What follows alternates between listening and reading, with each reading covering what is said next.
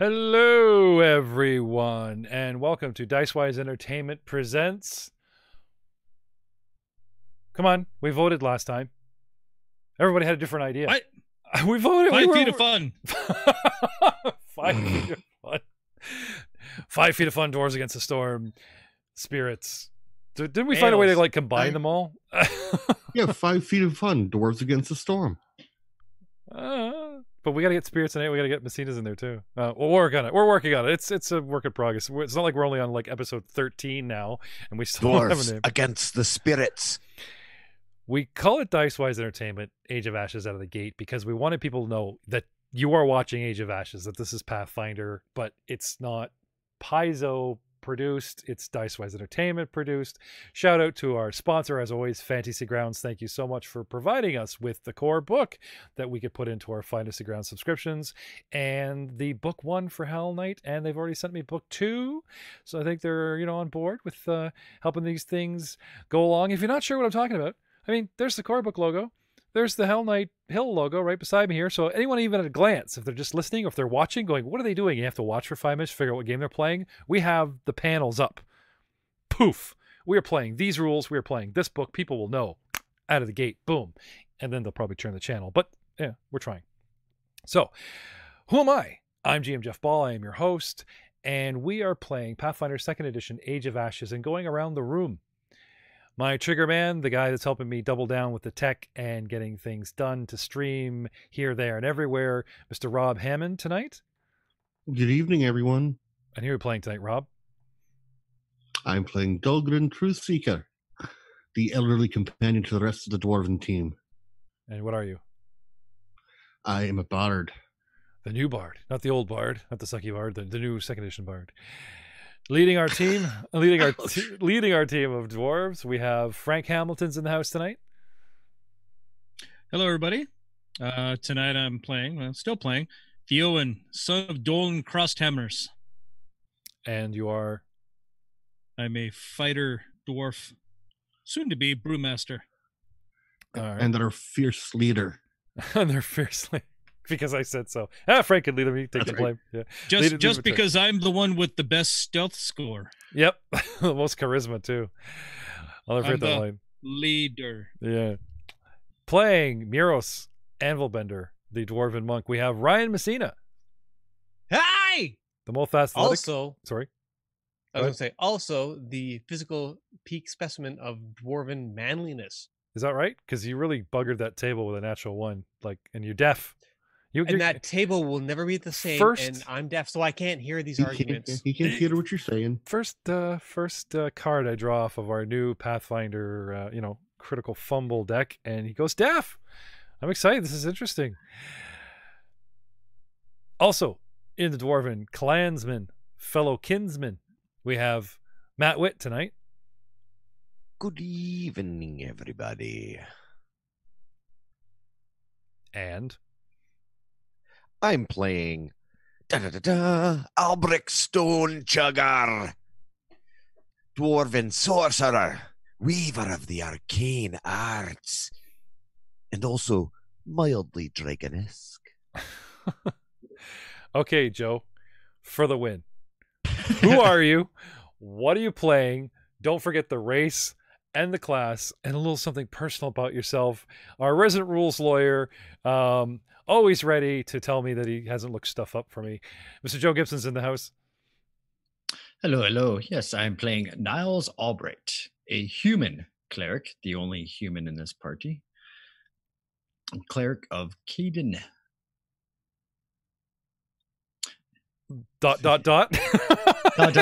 Sorry, I'm reading the 10,000. He's not what you would call devout in his, Oh, I am devout in the spirit of Caden and the spirits of Caden. Okay. Sorry, what if your spell fizzles? It's like, dear Caden, something, something, dark side. Latu. Off to a great start. Well, when last we left our heroes, more combat, a warg. You guys are don't you feel like you're in an office building? I mean, there's so much clerical and desks and files and things. Like, you think a Hell Knight castle would be like, oh yeah, there's the summoning room and there's the test dummy room, and oh look, there's our jail with token undead in it. But you guys have like books and and it's not even interesting books for Al. It's just like tons and tons of like records, and like these guys are pretty disciplined clerical dudes. I mean, even the young Hell Knight wannabe amateur just kind of went, or armature went, yeah, it's a lot of books. You're full up on players. Goodbye. I'll see you later in the dungeon. But 24 hours from where you are now, a lone dwarf. Yeah, we're going back there. After drudging his way up to the gallows, has been asked to speak. And what he says is profound. But I want to back up time even further. I want to back up time to that morning they awoke before they returned to town, and show you 4 dwarves and a little cleric and a bunch of goblins getting up, starting their day, and then suddenly one of the young goblins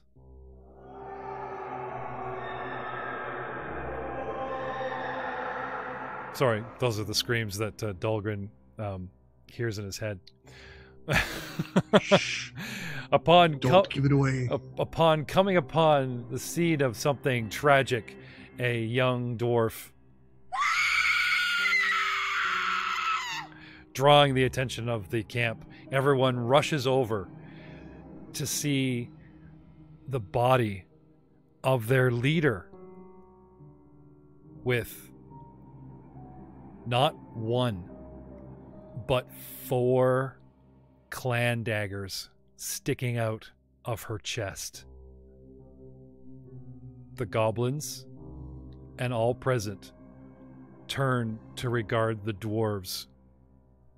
Those that make their society checks realize that dwarves are alone to part with their clan daggers. It is a symbol of status. It is a symbol of their self-worth. It is a symbol of their home, their family, their hearth. And now, all 4, apparently, may have become murder weapons. Niles Albright tentatively approaches the body, kneels down, don't know where he got the sunglasses that he slowly pulls off,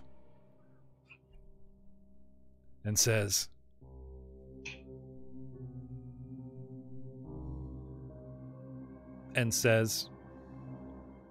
Yep, she's dead. Yeah! Sorry. No, that's fine. Too much copyright to have all that queued up at one time. So, returning to the present moment, gentlemen, here we are in a clerical office, defeated a warg. What do you want to do now?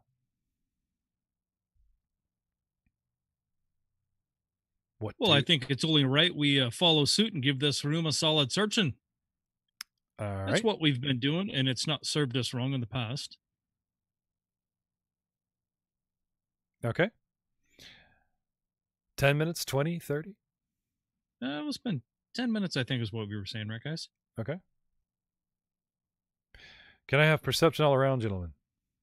I'll get into the room first. There we go. There you go. If we wish to enter the room and search, 12. of course. Yeah, they're in the corner.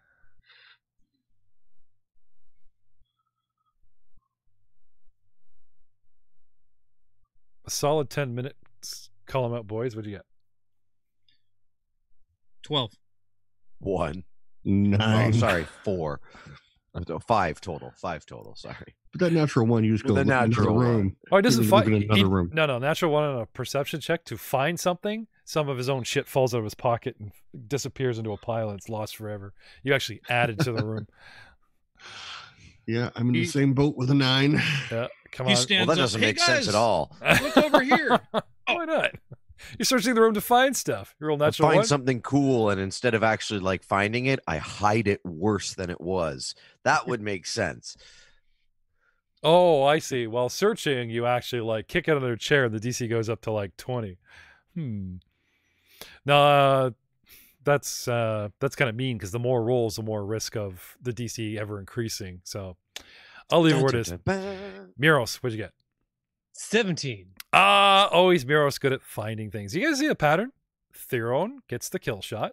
There's a lot of dramatic and wounding and interesting things from the bard and our sorcerer, but Miros is good at finding things. Not so good at climbing things. I like shiny objects. You find a book, a tome, but what is remarkable is it has the all too familiar Order of the Nail symbol etched, embossed on the front. Hey, Albrecht, I think you might want to take a little gander at this. And of course, I'm looking at the book, not facing anybody else. I'll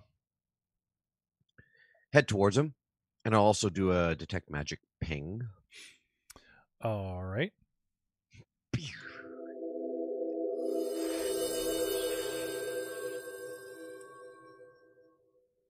And then I'll do another one now that I've identified all the magic items on all my friends that are in here, especially the new ones. He just likes the noise.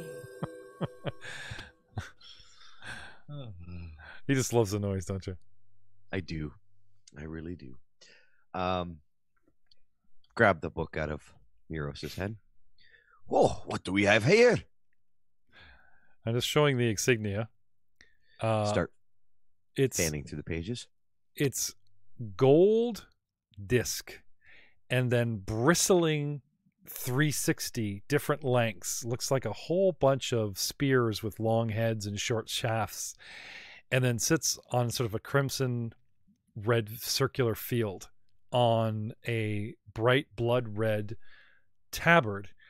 So if this was embossed into the book, just imagine a dark leather book with the sort of dark reddish brown crimson circle and this gold embossed single small button of a disc in the center with this bristling of different lengths spearheads all coming out of it tightly together. I'm assuming, showing an image as if it were nails. Well, isn't that fancy? Pete Gilrick, open it up. Has it got pictures in it? I'll open the book. Okay. You have a read? You look through? Yes. Have a society check, please. Sure.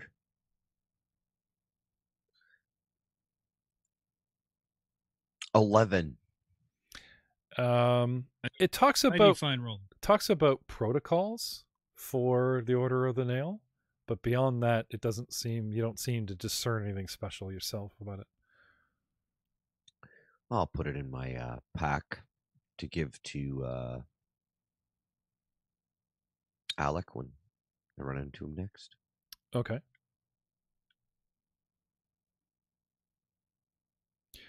Remind me when you actually do that. Okay. Give it to good old Al. Okay. You trust him? Well, we're using the milestone system as opposed to a direct XP so that you guys don't run around killing everything that moves. So you will, but there's certain story bonus awards. So what I thought I would do then, instead of like the bonus 60 XP the party would get for doing something nice for good old Al, would be something like, I don't know, an extra hero point, or, giving a benefit of doubt, something, but, something to reflect that, XP bonus. Anyway, moving along, gentlemen. No pictures. Right. Well, What I do you might wanna as do? well stealth my way into this door right here and give her a go. Stealth your way into the Ye- door, huh? Reach my hand out ever so slowly. Wait. Before he puts his hand on the door, I'll look at the gaping wound on his ankle that the dog left. Don't you think we should have our friend over here have a look at that before you go kicking in the next door? What if there's another warg in there? What? I accidentally reduced the chat log. Niles, did we get a perception from you? Yeah, you did. Sorry, did you call it out? Yeah. Do I Oh. remember what it was? No. Oh, yeah. Sorry. Pray continue, gentlemen. You say? Oh yeah, I'll be taking a bit of that healing if you don't mind. I suppose I could do that. What?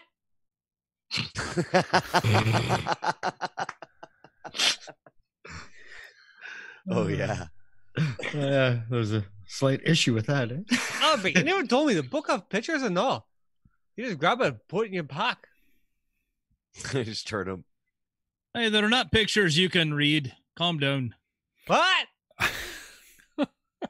So walking by the deaf guy that's deaf until healed, the cleric goes, "Oh yeah, you got some bite marks in your leg there."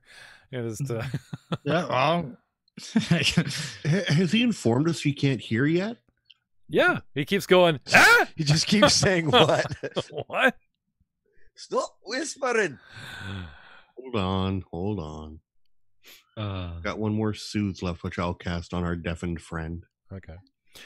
You know, I wouldn't say that's meta, considering I can just picture Miros like very animatedly jacking his head as he cocking his ear at everything everybody does now. Ah? Huh? Huh?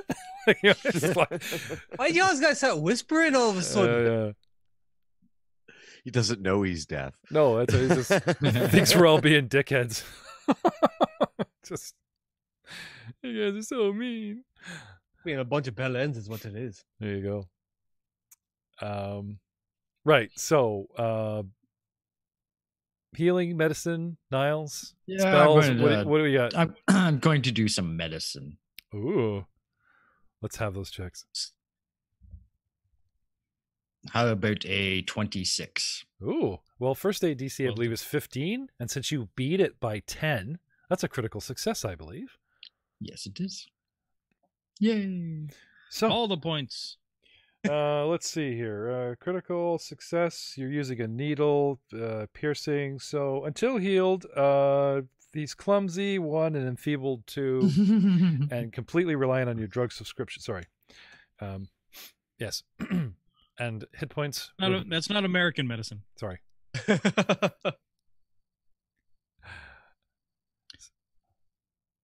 You got Niles, roll that beautiful bean healing footage. Treating wounds. Anyway, well, he's looking that up. I believe Dahlgren was starting to make a move towards our, I can cast it from here on Muros. Okay. Cast it from here. cast what? Soothe. Soothe. Now, remember, this is not a brand new day, even though it's a brand new episode. So that's twice you've cast this, right? That's my last one. You got to track your. Okay. Yeah. I'm tracking him So here. what does Soothe do for in the way of like being deaf? It just says healing in general. So if I heal, like I healed him for a full 14 points, and it should cure his condition. Well, remember, remove blindness and remove deafness, and it says until healed of said condition. But does this hit points remove any kind of element in these rules? I mean, it's What worth does the word it's worth a step. It just says until healed, but it doesn't say until Yeah. healing magic or until hit point damage is replied. You know, it just says until it's healed. That could be magic. That could be naturally. You know, Well, that's what I was going to say. It's a physical. It's considered physical damage, so I'm repairing the physical damage. So he should regain his ability to hear. I didn't take damage. Then what's the? Oh, hold on. He gonna look that up. he took a critical fumble on his. How did we? No. He was. That's right. He was swiping at the dog and did a critical miss. Yeah, Right. critically missed and whacked himself Whacked himself Yeah. right in the. All right. So, after grabbing himself. Yeah. Yeah. so generally, things like deafness can be cured by magic, such as restore senses. There you go. See, I know there had to, That is had a to be spe- something specific. Specific.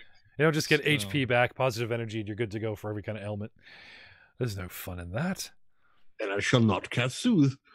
Yeah, you Ah, can. No, take that, be deaf. you can have that back. Thank you. I'll take it back off my list. However, did Do you want to the give him bad hit points? news? Yeah. It's a second level spell. Yeah. Miros is And we'll deaf. be deaf It's for a a- while. Oh, damn. This is going to be fun. Okay, so Ryan, take your headset off. And we're gonna play through pantomime. No, the player's got to hear the DM, but yeah, you're gonna have to kind of, really try not to like just stare at the board and react to movement as opposed to people just subtly going, "We should do this," And I want to see that facing. Messina, you're facing a wall. And you don't hear what the cleric said, He's just gonna be constantly spinning his mini like, I know everything. Oh, this is gonna be fun. All right. Well, the DM is sufficiently suffunsified and in a good mood. So, about that dwarven stealth. Well, about The door? about the dwarven healing for the medicine first. Oh, right. Yeah. Sorry.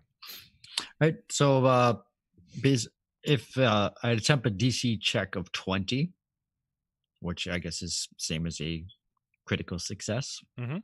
The hit points regained is 10. Sorry, it's regained by 10. So it gains another 10? Excuse me. Like gets 10 on top of your roll, or just as though he gets 10? Increase the hit points regained by 10. Yeah, so you roll your base and then you get an additional 10 because you hit the DC. Yeah. So So- let's have it. Hit that 6. Yeah. Let me roll that 6. There we go. Whoa, you get 11. Wait a minute. Base medicine's only D6? Oh, maybe it was a D8. No, it's a D8. Yeah. oh, it's a my D8. bad. Sorry. I've noticed there's been a lot of misquoting from Matt, who's usually pretty up on first edition, but second edition, man, is like, what was it? Can you take 20? Matt's like, yeah, you can, and we did. And then like 5 minutes later, we're like, wait.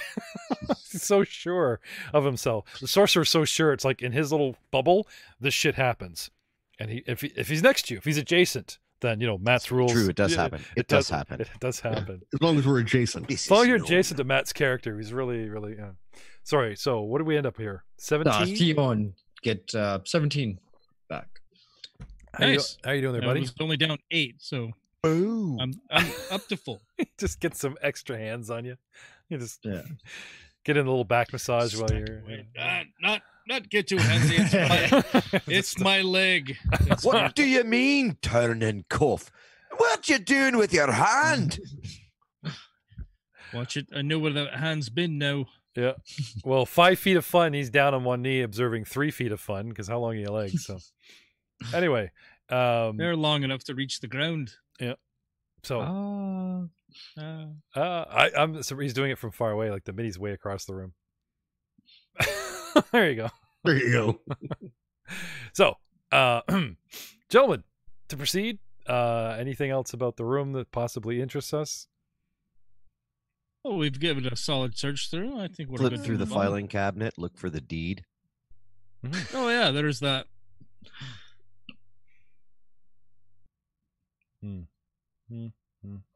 Nope. No, nothing. Okay. All right. I gently turn the doorknob, press the lever, turn the crank. However, these doors open. Bust in. Gently. Oh, you do bust in. Make up your mind. Gently opens the door, then jumps into the room. I get it. And jumps in. Oh, jumps. I Dwarven- thought you said bust into the room. So it's like he turns the doorknob and then just shoulders the door open. It's like, what? And then shoulders the opened door. Okay. Yep. Gotcha. What do I see? Max out. Have at you! I love it. It's a shield bash sound, but it really sounds like he's attacking the door.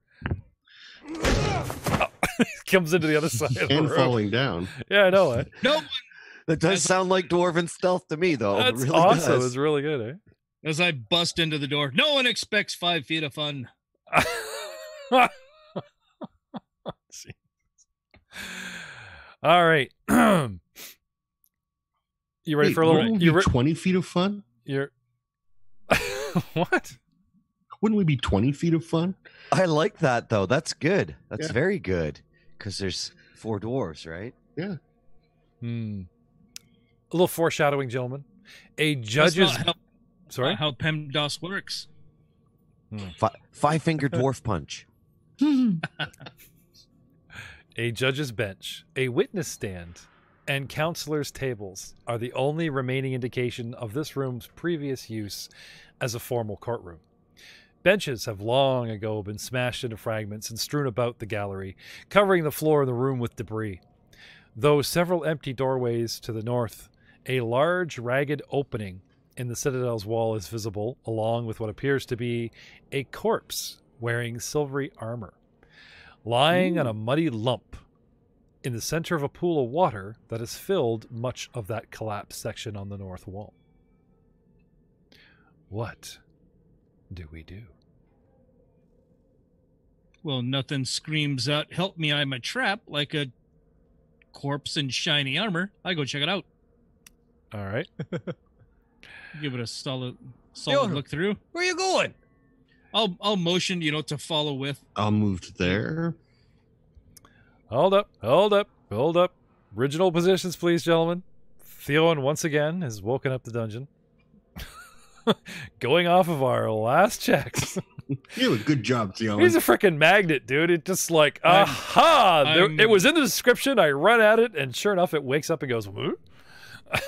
I do my job. Yeah, You don't want these kinds of things sneaking up behind you. It's better that they know we're coming and then we stumble across them in the front ways. yeah, fair fight and all that, right? Right? Yeah. Yeah. Yeah. Okay. I cannot argue there is no honor in sneaking up on something and whacking it in the head. Where's all the fun in that? No, all the better that they know their doom is coming. Doom on you. It's unsportsmanlike. Okay, just to make sure that I've got this right. If Nope. the setup Okay. takes this long, we're all Nope. dead. No. Yeah. Sounds like he's stalling. No. A giant hand reaches out. Oh, Jesus Christ. I do not have a Devon Knight token. Whoops. This silvery armored corpse on a muddy mound in a puddle. Okay. Theo just bolts backwards 10 feet. Backs Whoop. up. Punches his way through time. I regret. As Theo and moves up to it, right? And gets right in his own little square there and is about to investigate. Okay. This entire mud puddle gets up, stands up. And how to describe this original, uncommon, large, original Age of Ashes beast? It looks like another kind of Noposaurus. Picture something that's hunched over like a turtle. It's got the snapping 10 turtle feet head. of nope. Yep. Snapping turtle head on stocky brown scaled legs. The whole thing is covered with shell and moss and plants, and the body flopping around on its back. And like you said, maybe it's a trap. Maybe this thing just noticed you coming. But as soon as quick question Yeah. before we get too far. Yeah. Is that a dwarven corpse? You want the armor so bad, don't you? No, because just it wondering if this is served the last shadow. dwarf well. No, it's not a dwarf. No, good. Hey, we're all good. It's not a dead dwarf. It's just a human. Oh shit, healer! I'm So- gonna need you. So this beastie, we just cycle ourselves to the top, start a brand new round here. Large. Yep. And it's time for battle. Hey, Yep. Theo, is everything okay around the corner? I poke my head back. Nope. Sorry, wrong track. Could you go into great details, vocabulating what the problem is around there? Out of the mud puddle comes a nasty beast, and it just sort of reveals itself, lunging towards Theowen, but what it does is it stands its back legs up and just kind of leans in and comes at him with the big snapping turtle mouth. Now, I still want you guys to try and find that icon at the top here with the flag and the targeting and everything, where you guys can attack all enemy targets, as it were. See if that works for you. So it's coming at me, head down, ass up. Jaws snapping. Yep. Oh, that didn't work. Did I have it? Did I have a chance to see it wasn't a corpse before I stuck my foot in its mouth? No. There is a corpse in silver armor on its back, and you wander up to perceive and go, "Hey, it's a corpse." So you start investigating, and you're like literally lean to touch type of thing, and all suddenly this mound gets up and just attacks you, as if it were lying in wait. So, with the jaws snapping towards you with a 20, sir. I believe. Well, actually, I'm not going to say I believe. I'll have to look. Well, did you target me? No, I forgot. So my first question is, Niles, how long does your spell last? What's that? Your spell, the ward. I didn't do spell. Last game. Forbidding ward. Oh, Forbidden Ward? It's just concentration, so it's already off. Oh, okay, because we stopped and searched the room and. Yeah. Okay, so I can't give you that bonus. Armor class of 18. So I do hit you. Lovely. Sinking my meaty teeth into you for a total of 8 points of damage. Oh, my liver. As an action. Now, I'll be nice and say that this thing sort of, was hiding and spends an action to get up and reveal itself. But I'm not done yet. I want to attack you with some slashing claw action as it swipes at you. So the head snaps around Snapping Turtle's side, chomps you in the leg, and then the forward paw comes forward to take a step beyond the pool and comes slashing straight down at you top to bottom and misses with a 16. That's me. Albric, you're up. What's going on?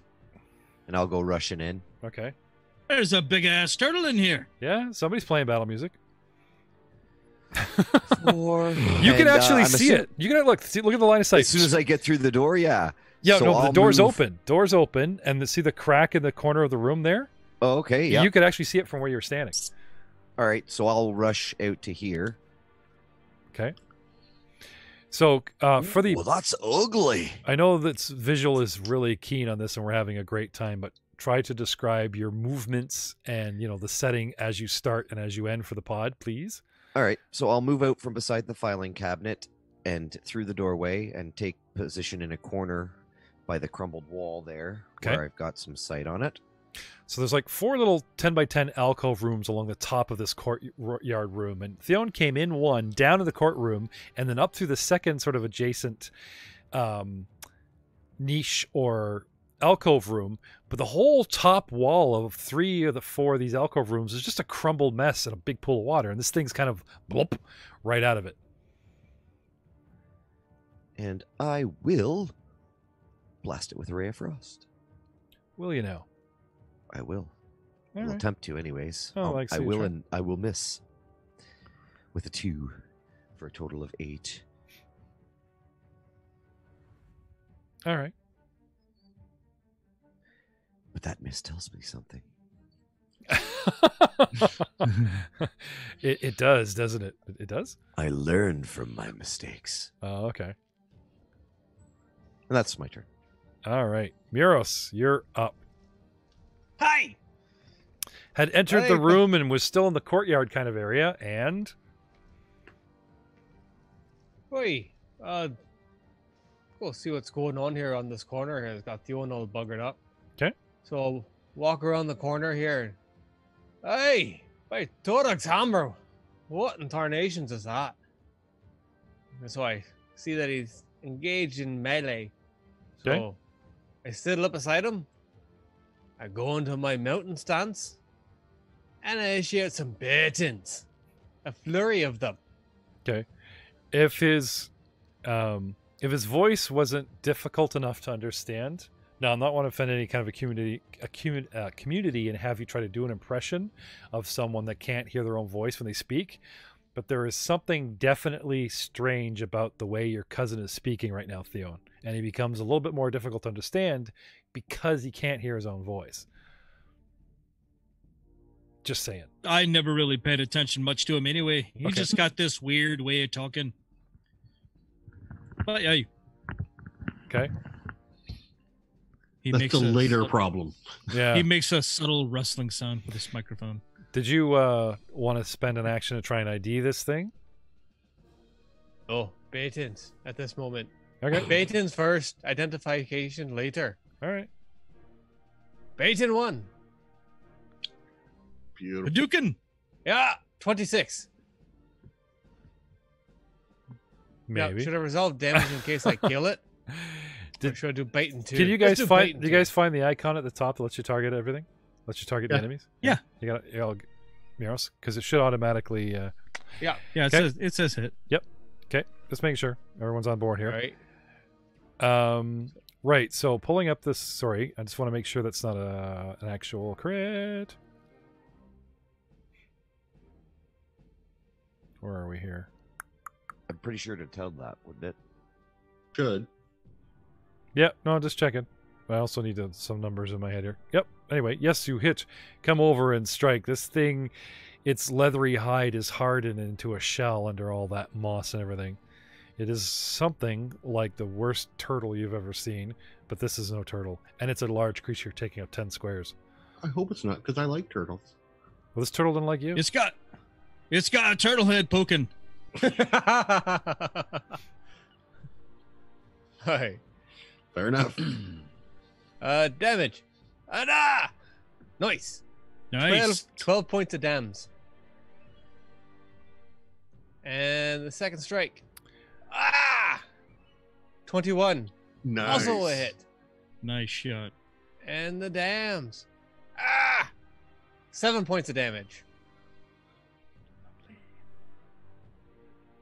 Yeah, it's he just starts wailing on this thing. Boom, boom, boom. You actually hear the sickening crunch of the shell beginning to crack, and this thing making painful turtly noises.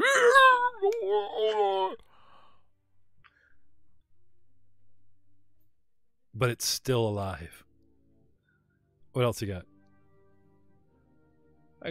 Contemplate my next action because it's not my turn no more. Okay. You know whose turn it is? My mate's. Why, look at this. Another lump gets up Well, shit. from just outside.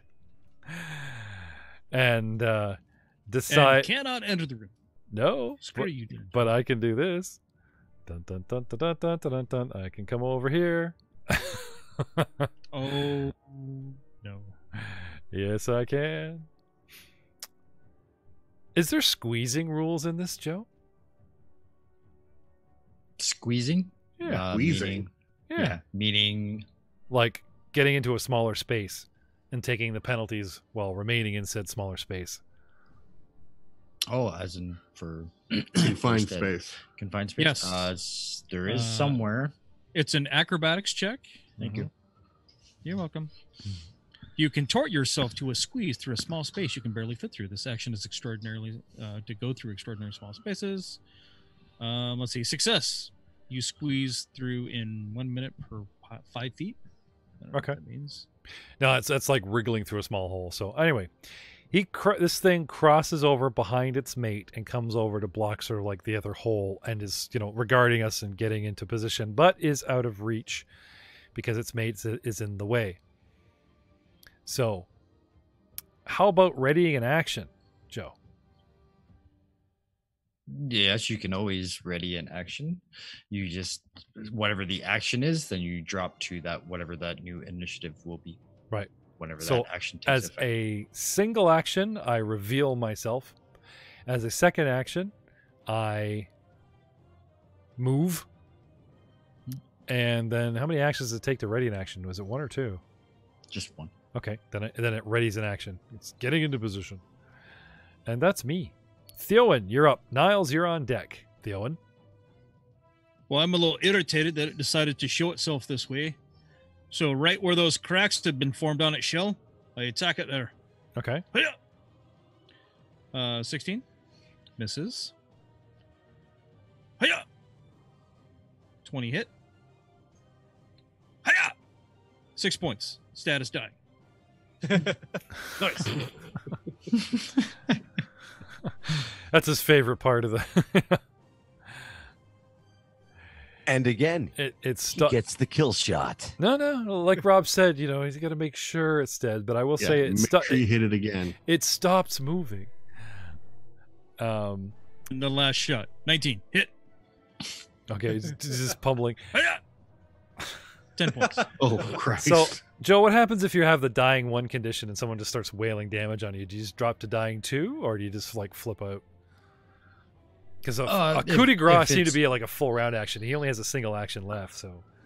Yeah, well, if it's a named character, then they have dying. If it's a non-named character, they die. Fair enough. Makes sense. They're not a hero, they die. Fair enough. All right. So again, burying his axe right by chopping off the fake corpse head and beneath right into the center of this beast, and its eyes loll back in its head, and it does the Jabba the Hutt death with the tongue hanging out.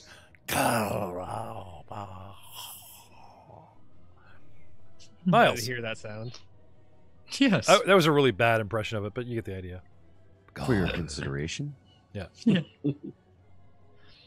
I'll have it down by the time you guys kill Darga. So, All right, I will There's some foreshadowing. move if maybe if. through the room. Yep. Into this position behind Theon. Okay.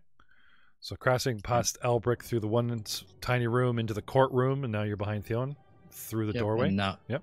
through the doorway, and now I'll cast magic weapon. Okay. May I touch your axe, sir? Oh, Niles. Oh, no, Niles. Poor Niles missed the blue gemstone. The what? The gemstone. Where Elbrick that's had right. find a magical stone that was blue, and gently, while manipulating Theron's shaft of his axe, attaching it to the head. Frank got pissed and just walked away. Let's just put it down. He wasn't happy with all of us manhandling his axe, but going into the party sheet, it was something that we had just ID'd and forgot to talk about. Maybe that'd be a good idea to talk about that. Like, Okay, what am I? yeah, What am I looking at? potency crystal. Hold on. Where is the party sheet? And I'll On, Up in the top, where all the icons are, above Top right the corner. characters Right. and notes, And it's the eye with the 3 people beside it, now I'm gonna Okay, Found it. yeah. I'm gonna give this one to Rob because he was the one doing and then the the arcane inventory checks. is the tab on the side. Yeah, Rob, What's that? can you pull up the potency crystal from the party sheet? I'm on it. Okay, because I it looked was under here. it was your role that would have informed them about the throbbing blue ball crystal that was attached to the head of Theon's axe. Do you want me to describe what it does? Yeah. Wow. To bed. When Do you you activate want to the tell them what it crystal, does? Oh yeah, definitely. If Okay. I've made the perception, I'd say, Yeah, hey, yeah. if you would add that to your weapon, when you activate the crystal, the weapon becomes a +1 striking weapon for the rest of the turn, getting a +1 item bonus to the attack roll, and increasing the damage on a hit to 2 weapon damage dice. That's why it's a potency crystal. Yeah, and the activation? I think it's just touching it. No, it's called envision. Envision. So Frank there it has is. to envision this blue crystal going off for it to work on his axe. That He has to Will picture not it in happen. his mind. No? Okay. So, Oh, mine's It's just a much thought. easier It's just a thought, yeah. because mine does Don't have to do the hand action. Mine Also, does- it is a one-off. Yes. Yeah, single use. One no, shot, no, huh? Enchant the X. No. No, that's not Niles. This just reminded me that somebody told you that you've got this sticky blue ball crystal that's a one-off, one shot, and it One shot sticky blue gotcha. helps you. It helps you. You guys missed some great times a couple episodes ago, I'm telling you. That's the episode that got us fired. So, Yeah. Moving on. Sorry, Niles, and your spell. Yes, magic weapon. Do tell. Which is Yay. exactly what you just spewed out. Yep. So, so you touch his axe head lightly, promising him that he won't harm the blue ball gem and it won't make it What? go off. The hell is wrong with you? Oh, he asked No. permission. He did ask permission. Stop You got to caressing consent. my shaft. Yeah. You got to consent there, Theo, and he did ask permission. Oh my god. Because because there's a range of touch. So We need some female players because this guy on guy stuff is just getting... No. yeah.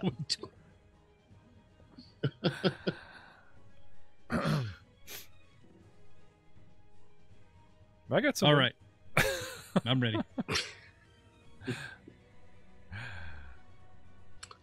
So Niles, you cast your spell.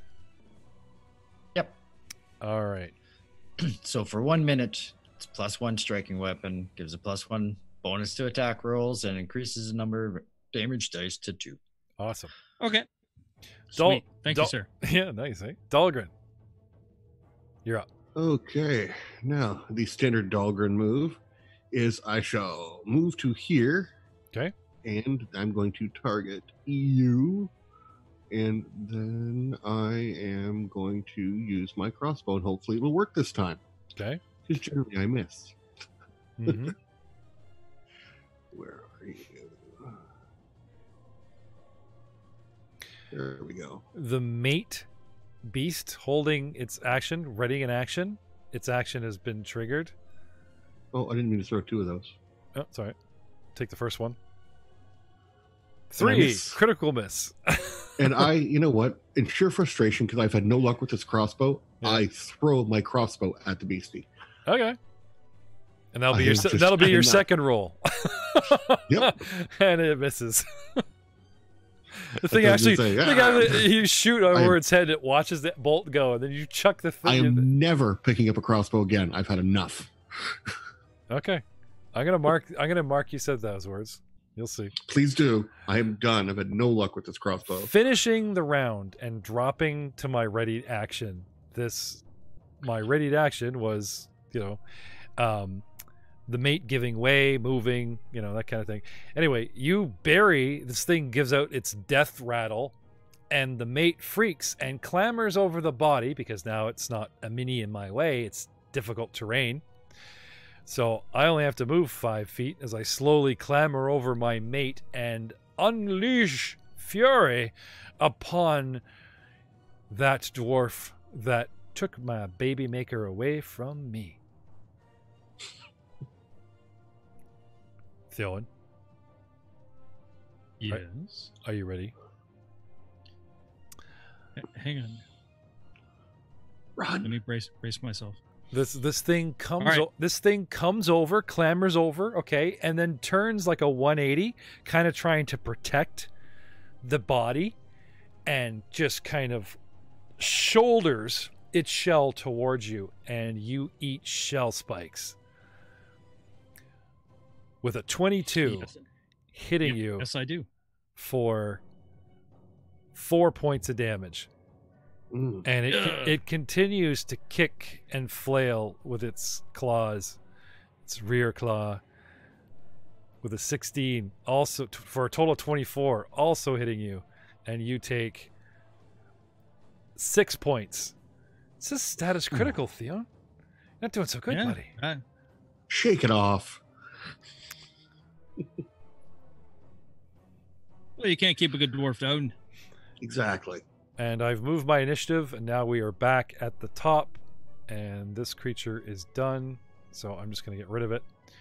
And it's considered difficult terrain, bringing us up to Albrick. Right then. I've had just about enough of this. Weaving and bobbing and chanting, I will cast magic missile. Will you now? Pew pew pew. With a fury of jazz hands. First missile hits for 3 damage. Okay. Second missile hits for 5 damage. Third missile hits for 3 damage for a total of 11 dams. Nice. You haven't targeted me, so I'll just look after Pew it. pew pew. Slamming. Oh, the damage doesn't target anyways. Oh, okay. There's got to be a way to figure that out, but we'll get to it. Slamming energy into it, a creature, a living beast, reels at your magical assault and wails in pain, but unwilling to move from trying to protect its already dead mate. Ow. Muros, Hey, isn't love grand? Look at that. What's such a romantic gesture in the middle of a battle? It's worth noting, I'm just saying. it's like watching 2 boulders get it on you, Sicky. Oh, one boulder's protecting the other boulder. You guys cracked the It's a flip. first boulder, you rotten bastards. This sounds like dwarf porn to me. You know, when a dwarf loves a stone, Send your children from the room. And that's how gravel is made. All right. Moving on. We're not gonna sit. We're not gonna sit on this joke. It's just too easy. We'll come back to it, I'm sure. But Miros, what do you got for us, buddy? Hey, first flurry of blows. Okay. First attack. 19. heat it. Nice. Do you take some AC or any penalties from being deaf? No. Just perception stuff. Okay. Yep. All right, sir. And damage. 11. Damn. Cacao. Yeah. The blow rings true, concaving the side of its head just under the lip of the shell, and it falls flat as well. Falls unconscious. Well, it falls like flat down on the ground. That's what I'm saying. Finish him. That's not a voice in your head. That's literally Dahlgren standing behind you. That's literally Doran. Kill it. I don't hear him. He's so. Okay. Oh, that is that. Showed that thing. Hey, by the way, what is this thing? I use my next action. What is it? It's a big turtle. I know that much. But I'll be down if I know anything past that point. Let's see. Knowledge nature. Ooh, it's a 22. Oh. That's what it's called? It's a turtle. No. A tortoise. Yeah, Tommy. A church hall. No. It's called a grave shell. Oh. It just got into some grave business, I'll tell you that much. Hang on. So I'm gonna see if I can't put this in the chat for our dwarf to, role play, telling us the very cool aspects of said creature. But it won't let me paste anything in the chat. So, Just give me a second. like, how did you paste that information in the chat before, guys? I just cut and paste. I don't know why you're having so much trouble. Where's the paste button? Control V. Control C and Control V paste it. Well, I've got something copied into my clipboard, right? So Yeah, go then go do to this. the chat. Control hit V. Control V. Boom. Hooray! Ta-da! The cleave shell is a dangerous predator that draws scavengers and explorers into its grasp using morbid lures. The corpse of former victims impaled on the spikes protruding from its large turtle-like shell. Aside from its shell, the monster resembles no known animals. Small, bright yellow eyes watch from the sagging flesh of its head, the most prominent features of which is a curiously shaped toothy maw, twisted into a perpetual grin. Its stubby arms and legs are impractical for both walking and swimming, though the algae-caked claws tip each limb are deadly weapons. Hey, it's a giant turtle. It puts dead things on its back to get daft fools to come and try and become its next meal because it's too lazy and doesn't like to walk around. But it doesn't matter because it's dead now. So the guy saw, like the mini, but I just want to show everyone if I've got this is what popped out of the water. Ew. Oh, God. It Put it back. It literally looks like a snapping turtle, love child With- of an Oposaurus. So with 6 legs. yeah, 6 legs. Yeah. Yep. green and brown and scaly, but that the image of the snapping turtle head with the big sort of oval under jaw that's rounded, with no jawline, is the best Oy. way I could describe this nasty creature. This is ghosting straight on up. Mm-hmm. And you touched it. Several times, and look what happened. Remember, Dion just smashes it again. Nice. Somebody listen to me. For 26 damage.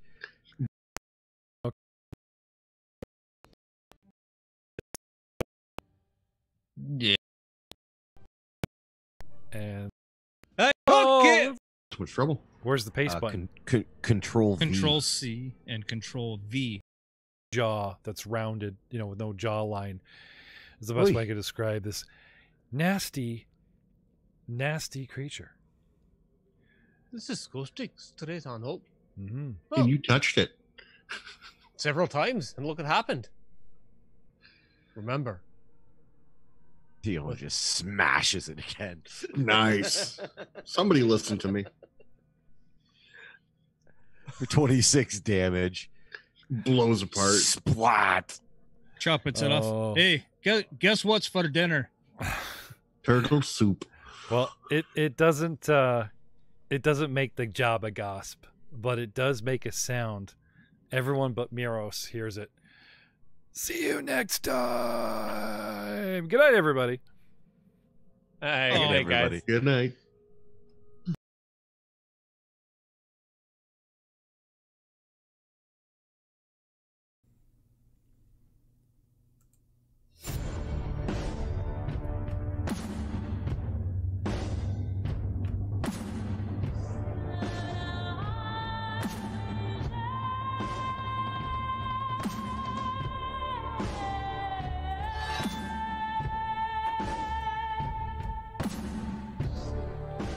An excerpt from Hakim's text on the Peoples of the Sand.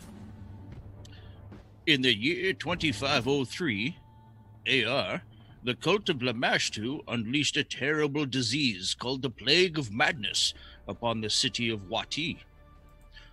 More than 60% of the city's population perished in the streets and in their homes through those times, and Wati was virtually abandoned for over 450 years.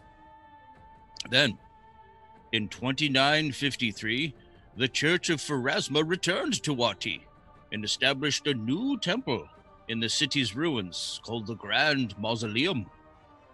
Walling off much of the original city, the Pharasmans transformed the ancient settlement into an enormous necropolis, consecrating it in honor of the city's dead. Over the next 1700 years, people slowly returned to rebuild a new city adjacent to the old one, and today the living city of Wati is more than 3 times that of the original. 7 years ago, Pharaoh Kemet III, the Ruby Prince, formally opened Osirion's ancient tombs and burial sites to foreign explorers. Our current pharaoh understood that it was adventurers who traveled these great distances in search for treasure typically do not return to where they came from, yet sell their discoveries in their first opportunity. Instead, they would trade with things as quickly as possible, offloading these seized to the closest civilized communities where they could get a strong economy flowing and absorb the influx of all these antiquities.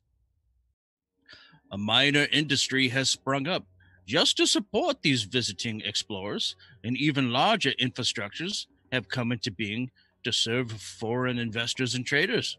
Yes. Every opening of a major site has heralded an economic boom from the local area as well as Osirion as a whole.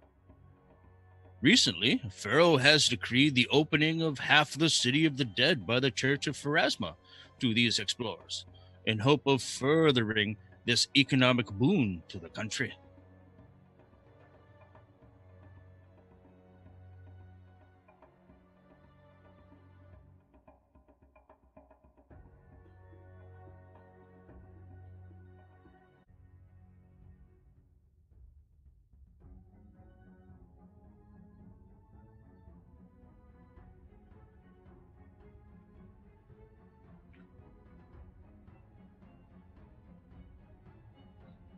Well, I'm glad to see you up so quickly. Yes, it's very interesting.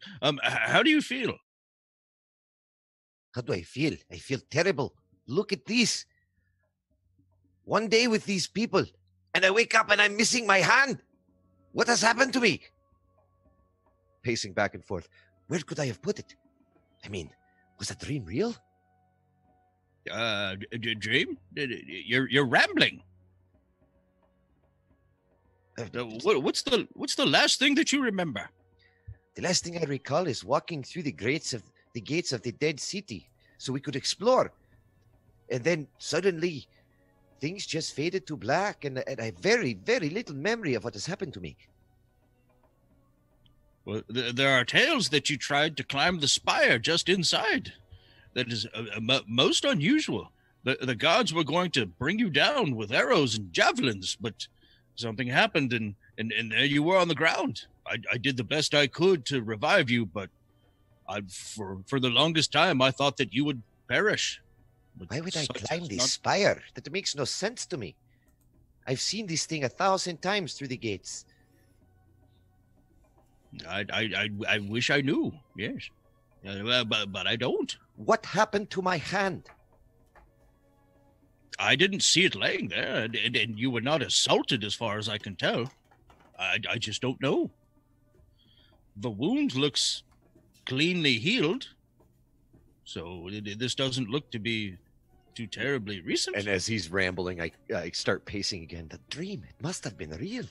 Oh, what is going on? I'm so confused. I have to patch my entire intro. My mic was off.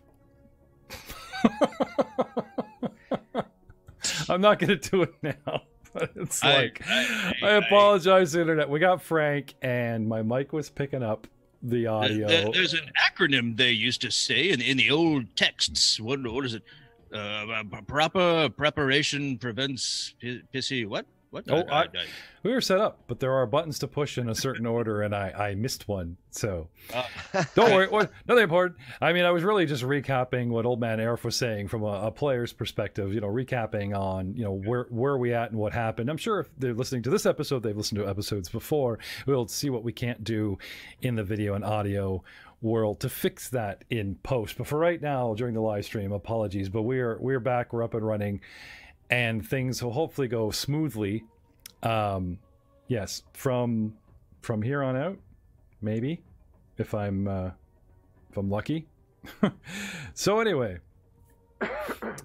Vex, you had lost your hand 10 years ago. Had I? Thought it was perhaps a miracle pharasma or a dream that, when you came to your senses after that robbery and they cut it off, that your hand had magically grown back, or perhaps it was, but off you went to Sothis, spent 10 years there, and now have returned, registered, and are the last remaining active Night Whisper.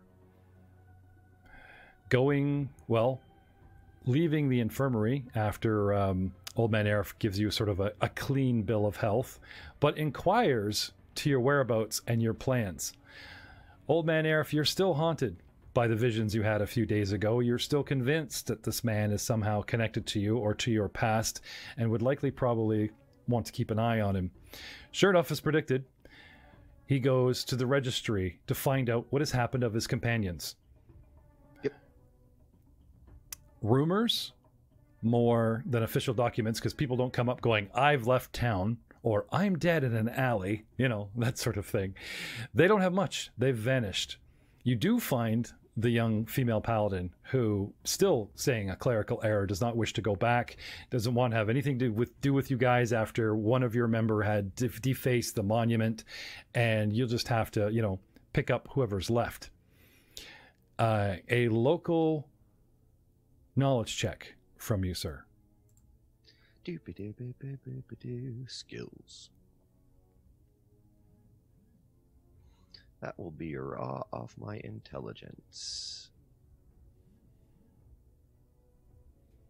4. Okay. You ask around, couple hours, but no sign of anyone. What about the paladin who they No work. arrested? The paladin had. Oh, you mean the android? Yeah, Oh, well, I'm sure that Arif would know about that. yeah. Sorry, I thought you meant we were leading on the the active members that could be still. Oh, they're adventuring without me. You're aware that you're ill. Oh. You're aware the paladin was arrested for defacing, Okay. but still carrying the name. Sorry, I didn't mean to make that unclear. Still carrying the name and possibly adventuring and looting without you. We're 2.5 more members, but they've vanished. There's been no word of them. Perhaps they've disappeared in there and never came back. However, So while I'm at the registry, I'll re-register. sure. Well, the thing is, you still carry the name. They haven't come out, but they do give people several days. Like they'd give you 5 days to make contact before they assume the worst and send just give the site away Okay. to someone. So you're there, you're assuring them, no, we're here. Reform, whatever. So perhaps you should go talk to the paladin. Yeah, that's exactly what I should do. He might know Okay. what happened to my hand. Okay. He is under guard and is being attended, strangely enough, by a female priestess of Wajet. You have knowledge religion, sir? I don't. Okay.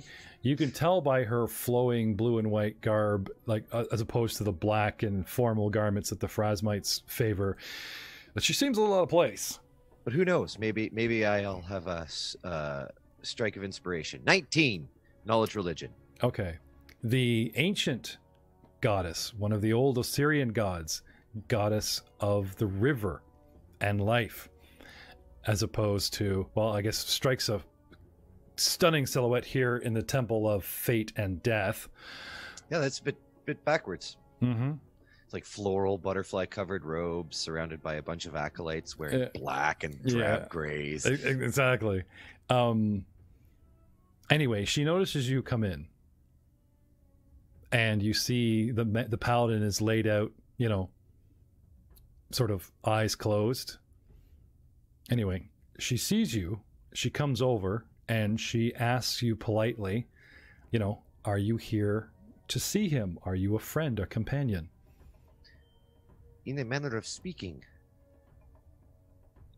this was part of my hastily slept together party for exploring the ruins.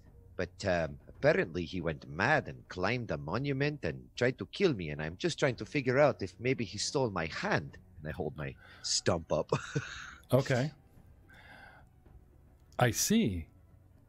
Well, she explains quickly several things to you. First, she introduces herself as a priestess of Wajet, but doesn't give a name, doesn't get into her interest or whatever, right? She just kind of steps away and she says, he is awake, but I must caution you. He has little memory of his past or the events that has transpired.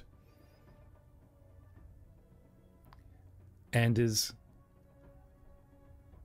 she chooses her words carefully, looking, and then she sort of eyes you suspiciously, almost in a, let's say, sense motive kind of way, wondering how much you could be trusted. Okay. She leans in and says, he is sacred to us, being born of the river. Several of my order saw him emerge as if birthed from the river. That is very strange. There is a prophecy. But, she says, you do not strike me as someone that would burden yourself overly with, shall we say, religious matters, so I will leave you to your friend. And Thank you very much. She just exits. And I approach. Okay. I don't even know if I got his name. You guys were calling him Ren. Ren, that's right. It's actually like an ID number. It was like requisite engineer droid. So when they just kind of started calling him Ren for short. And it was one of those cute little misunderstandings where he registered his name and then the acolyte and cleric just kind of looked at it, tried to read it back in Osirion, and it just kind of came out Ren, and he's like, that's fine, you know. So they've just been calling him Ren or Hey You or Hey Paladin, right? Sorry, not Hey Paladin. His vocation, you guys assumed, was some sort of warrior with his perfectly formed banded mail, large, dangerously magical shield and sword that he carries. But he carries no religious symbols. Anyway, the man has been stripped of his armor, and the shield and everything, all of his gear are not in this room. The man wears, again, very high quality stitched together undergarments, you know, like a simple t-shirt and, you know, stuff that you would wear under armor, right? And then there's the padding, there's the padding and stuff, but for comfort, he's just been kind of stripped to his skivvies because it's like jammies, right? Yep. Anyway, the man is laying there awake. His pale skin and his veins, you can see like blue greenish veins that you would see on a pale northerner sometimes through their skin, right? Are almost glowing. You don't know if this is from a magical treatment or what's going on. They sparkle occasionally, but not so much that you're taken aback. I mean, being a Suli and having an electrical energy within you as being part of your nature, that, you know, to be sort of more than human, you know, is the norm for you. Anyway, he sits there, or so lies there, eyes flare open, and regards the ceiling, blinks twice, and then just sort of slowly turns his head to regard you.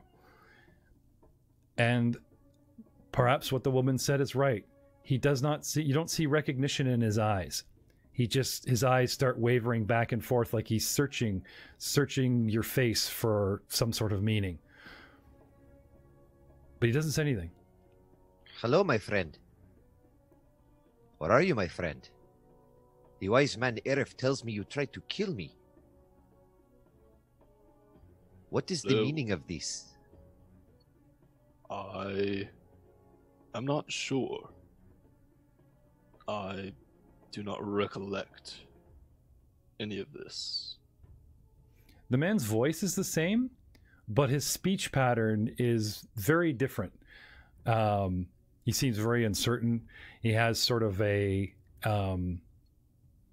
rehearsed or scripted manner of speaking, like someone is reading a play as opposed to someone just reacting to you with thoughts or whatever comes to mind. Perhaps he's trying to translate your language because his voice is slow, measured, and again, the uncertainty in his eyes and his voice.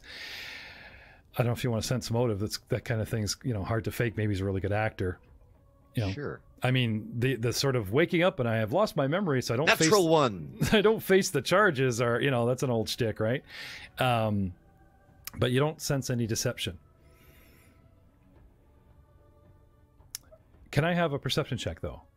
Yes, you can. 7. You are alone in the room, and the man seems to, you know, need more prodding to respond. He just seems lost in his thoughts and staring at you as if trying to remember something. Well, I have no recollection of what happened myself. I am going on the hearsay of others. But our adventuring party has been disbanded.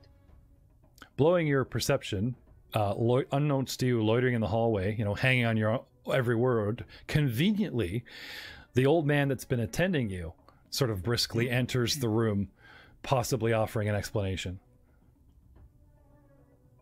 Yes, well, explanations seem to escape me right now, having just said, please, continue. Okay. Arif, you've been eavesdropping, hence the perception check, right? One man's in a fever and just suddenly got better and has little recollection the last 3 days. And the new man claims to completely have amnesia. Now, 3 things you know. First, when word got out of his arrest a day later, priests of Wadjet showed up, smoothed things over, paid charges or fines or whatever so he wasn't like thrown in jail or whatever, and paid for his upkeep to be made better. They wanted to take him, but the Phrasmic priests wouldn't have it. you know, till things were sorted out, until he was, you know, able to answer for crimes or explanation or whatever. So anyway, they've been at his bedside one after another, watching over him alongside the priestess as sort of a representative. They claim to have an interest in him. They've been paying for his bill, you know, for the medical treatment and everything he's getting. Yesterday he woke and apparently had no memory. And now, you know, the church is deliberating on what to do with him. Do we just let him go? Is the money the Wadjet's putting up enough for, you know, what he did defacing the spire? You know, if only he had a sponsor or someone that would, you know, speak for him or go with him, you know, next time, if he ventured back in. Well, yes. I mean, the priests of Wadjet, clearly he is important to them, but I see no reason why we should be responsible for detaining him. So, Well, as far as I'm concerned, he's free to go if he wishes to leave. But just out of personal interest, I would absolutely follow along, okay. as long as it was safe enough for me to do so. Okay. Well, you overhear the men are trying to piece together the events of the last 3 days, which actually, even though you're an outsider, know more than they seem to remember. The arrest, you stopping the fight, the man with the glowing shield seemed intent on Vex, maybe some kind of strange magical electrical discharge or energy magic was going to fry his own companions. You know, the paladin was very upset that he defaced the spire, had everybody arrested. You had everybody stand down. She was practically ready to like go toe-to-toe sword with them. The second thing was the man didn't draw a weapon. He has a big sword, but he never drew it to defend himself. He never drew it. He was intent on whatever magical effect the shield was about to produce and seemed very sad, resigned to do it. But he was going to do something weird and something no one else could sort of spellcraft or figure out. Then he collapsed, or, you know, was knocked out. Or something. Or, you know, the cat, you know, there's the cat and the druid and everybody got together and, you know, it's kind of thing. Join the Night Whispers and a whole bunch of stuff that happened without your knowledge because Fafal and... So I will kind of relay the story to both parties as best as I remember. Okay. And then just add in, it seems that, you know, the crux of all this lies inside the old city. Perhaps you should start your searches there for answers. Would you be willing to take it upon yourself to possibly, you know, like sponsor them, clear the name, that type of thing? Well, absolutely. I mean, because now I am as intrigued as they are. Okay. So I will go through the necessary steps to make sure that they are allowed to leave unmolested. Okay. If they have gear possessions, you know, that they are returned. And then I say, yeah, yes, let's go. Okay. Matt, Vex. It does seem to be the appropriate place to go. I'm very, very confused, though. My hand is still missing. What is the meaning of this? Well, that hand has clearly been gone a while. I don't know if you'll find... My friend, when I met you the other day, did I not have two hands? And Oh, like, look at- wave them back and forth, one stump. Two hands. Very hard. Hold the stump and kind of tap the end. This is not normal. No. If you say your hand was there a few days ago, and I say this is some time of healing, perhaps we're both correct. Who knows? But I agree with you, Wise One. I believe the place to start would be inside the ruins. Friend, looking down at Ren on the cot, would you be interested in joining us to perhaps find some answers for your own memory losses? Yes, that would be the correct course of action. And at that point, Ren will just sit up, stand up, and just start walking out. Yep.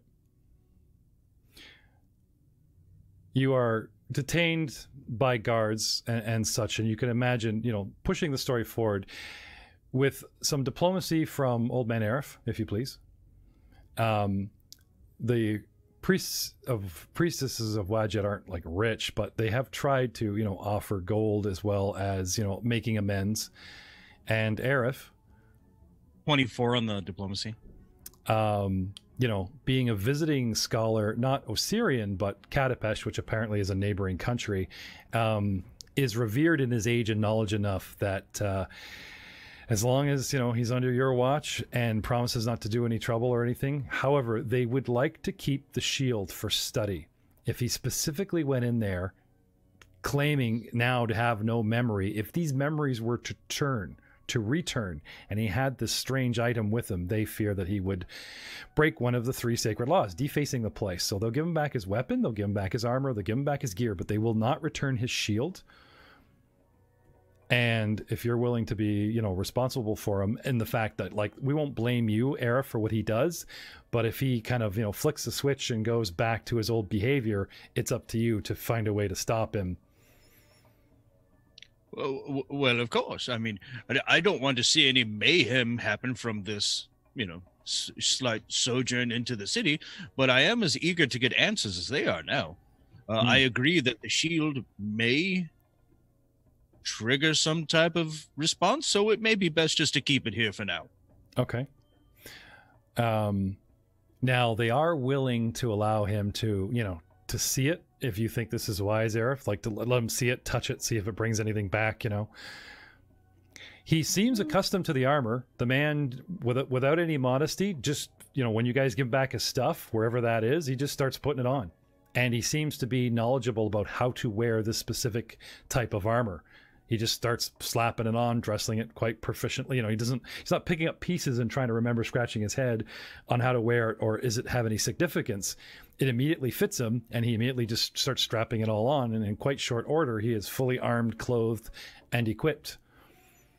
He does take a cursory search of the bag and of his pack and stuff that he has. And it's not like he's trying to make sure everything's there. He does actually examine each piece. This is okay. I own this, another piece. I own that, that kind of thing, as opposed to glaring at it for a long time, trying to get it to trigger a memory, or seeing if he does sort of remember, going, hey, where's my action figures? That kind of thing. You guys stole from me. He just seems to take inventory of his own inventory systematically, put his stuff on, and then again, if you guys stop him, wishes to leave. Well, in seeing his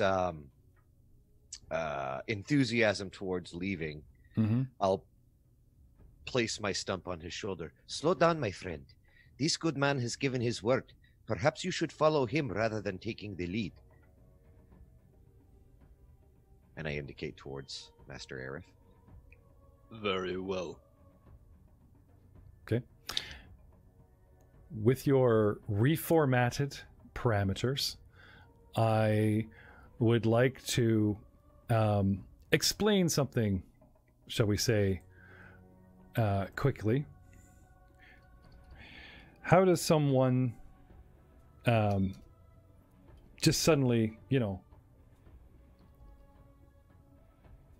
lose a memory? Like fever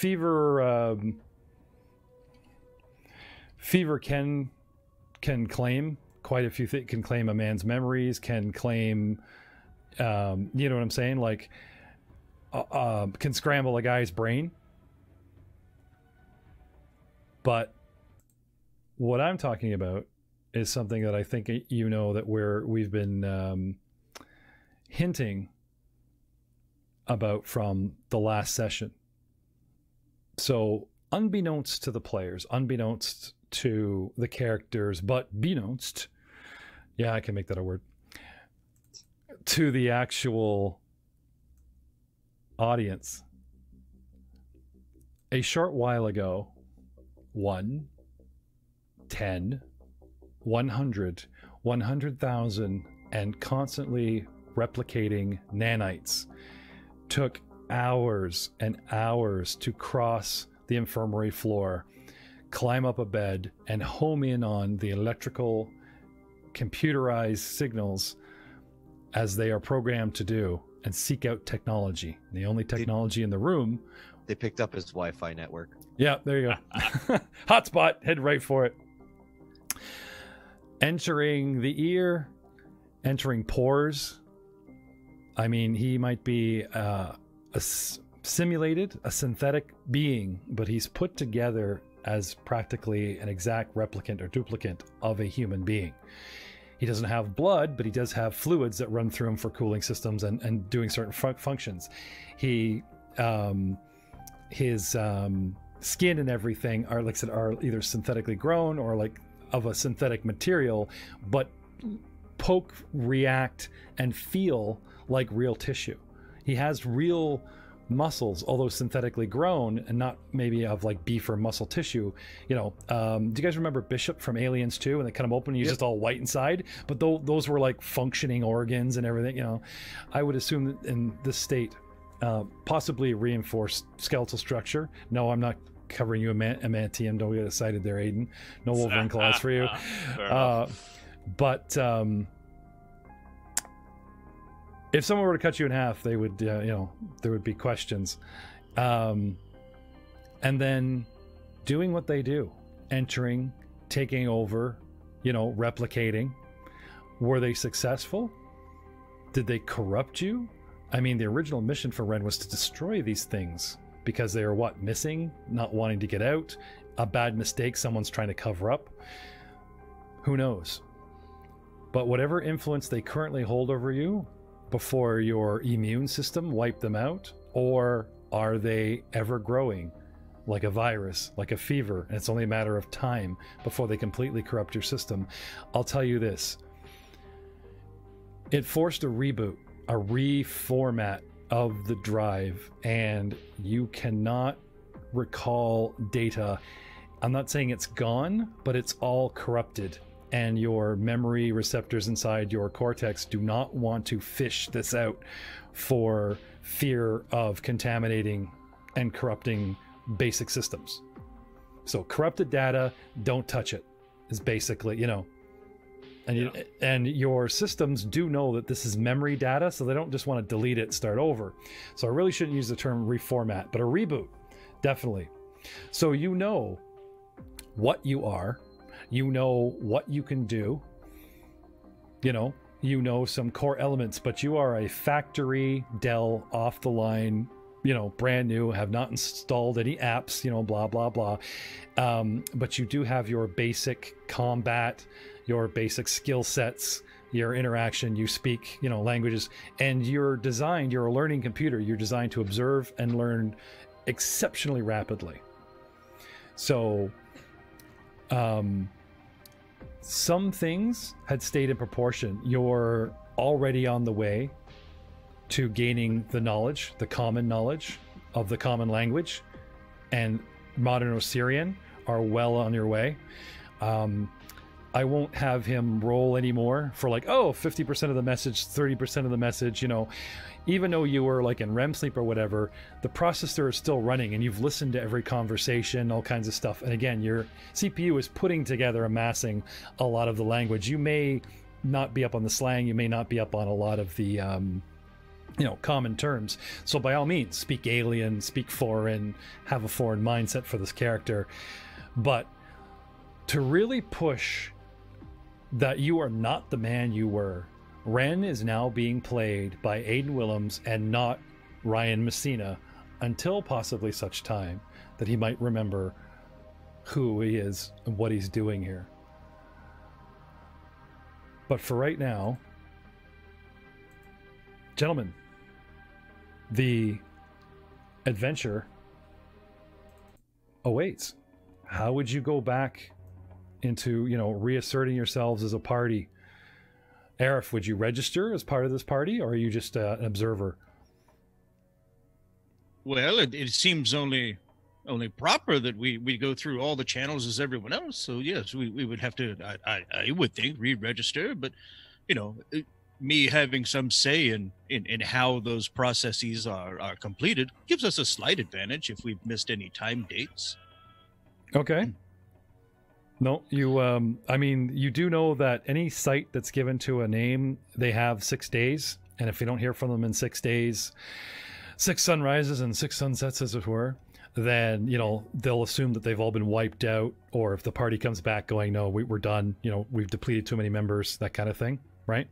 Then the site will be given away.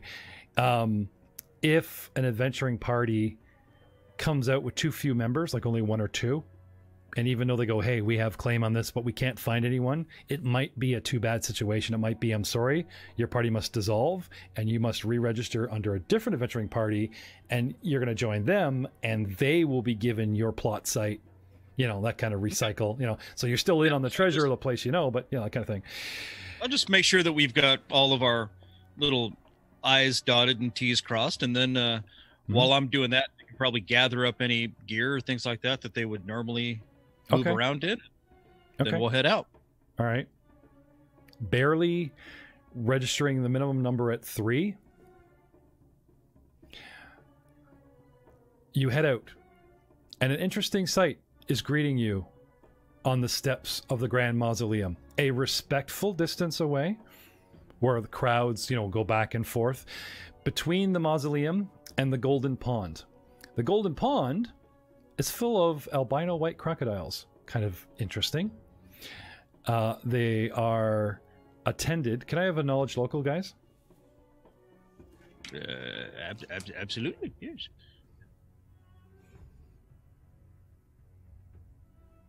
Five.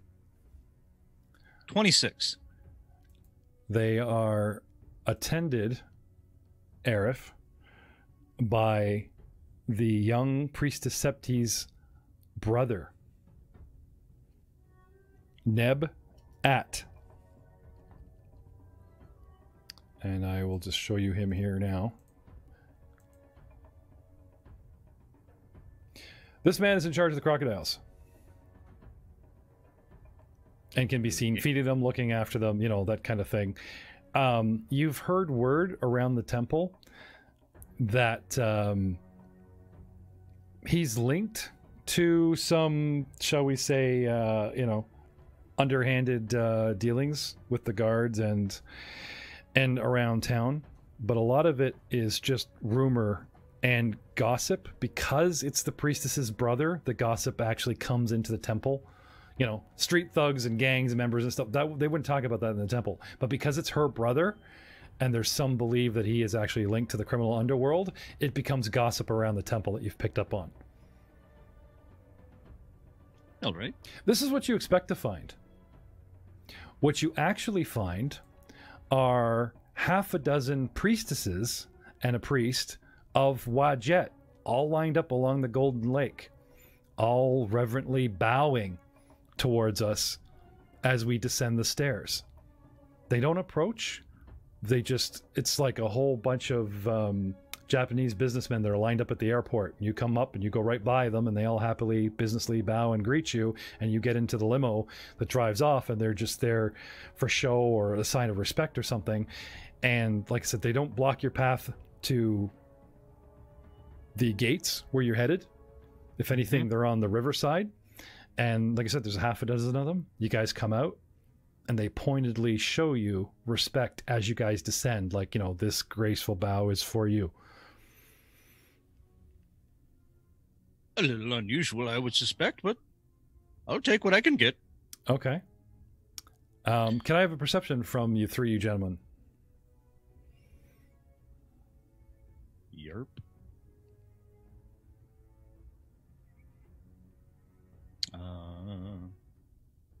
Let's see. 11. Okay. They are mumbling and whispering something, almost like a chant, but you can't quite make it out what it is. Ren, Vex with an 8 as well. They are, and if they're praying or chanting, it is obvious that they are sort of a rhythmic speech going on, so it's probably some kind of a chant. Arif. I got a 27 perception. They are mouthing the word and repeating it reverently. Ren, Ren, Ren, Ren, and they bow. And they praise Wajet, Ren, Ren, pray, and the priest on the end, praise Wajet, and the girls are all like, Ren, Ren, It's It's almost like the star quarterback coming out and the cheerleaders are going, this is our guy, you know. Dun, dun, dun, dun, dun, you know. So now we realize that this parade is not for you. Oh well. Well, we had a good run. Thought you were being upgraded from a lone drow at a dock to like, hey, look at this, you know. I matter. Of course you I'm do. important. Just not to these So, right. So Yeah. as we move on, I'll move up to Ren and say, you've managed to accrue quite a following in your short time here. It's very interesting. Okay. Couple things to you, Ren. These are obviously a cult religious order, quaint to a planet, very small following, very archaic, and you have no idea the reason why they would all be lined up and the old man claiming that they're here for you specifically. Nothing clicks, no memory. Now, you do know that a priestess of Wadjet was one of the first people that spoke to you amongst the priestess of Pharasma. Explained, you know, what am I doing? All those questions. Who am I? What am I doing here? All that stuff has already been covered in the last 3 days during your reboot, and they don't really have answers. But the priestess of Wadjet said, you came from the river, and we are river priestesses. And it is our goddess's will that we care for anyone stranded upon the riverbanks. And they do. They have a thing where wandering priestesses of Wadjet can be found along the river, helping travelers and people from crocodile shacks. It's part of their dogma. It's part of that, you know, medical field program they got going. And for some reason, they've twisted this into, well, because you're having a bath one day, or, you know, we didn't see you go in the water, but when you came out, mightily emerging in this awesome male, you're just, you know, they just think you're the bomb. Does not make sense. At least not to your programming. Your gut tells you that drawing attention to yourself is not a good idea. For some reason, your basic programming is sort of like, it's not like stealth, like you're a ninja and you have to go anywhere, but proclaiming yourself and your intentions and your programming of whatever your function and mission might come up to be doesn't seem to jazz with like having an entourage and a parade and, you know, being hoisted around a van going, you know, Ren, you know, becoming some kind of iconic religious figure. Doesn't seem to be anywhere in your programming. So I'm not saying it's a good or a bad thing, but it's certainly not something that, you know. Yeah, that sits right. Oh, yeah. Interesting. Moving along, I'll kind of Yes. hustle the other two kind of past the priestesses and down the road. No sense in dallying. Quite. I need to pick up a shield first before we enter. Of course. So I will try to steer us towards the nearest little like arms and armor dealer, so that can be picked up. I assume that these shops and things would be most closest located to the entrance of the old city there. It makes sense. As adventurers come in and out, they would buy and sell things. Sooner the better. So we'll make our way that way. Sure. Can I have a knowledge local from Frank and Vex? Yeah. 7. 18 knowledge local. Okay. Arif, you're steering him towards Carnival. Way overpriced. Oh, it's convenient. You want a shield? Sure, but you're going to pay 10 times the price. Like I said, this place has turned into a festival and everything is over. You know what I mean? They're really milking the adventurers.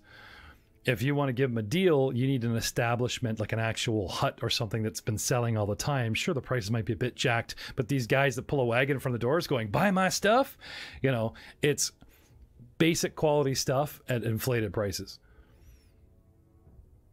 If time's an issue, sure. But you guys would be paying through the nose for a shield. If you have time to, you know, explore elsewhere, you could probably get a much better deal here in the city, but not at the, you know, not with all these hawkers and wares going, oh, yeah. Nah, we're just going to head right there. Okay.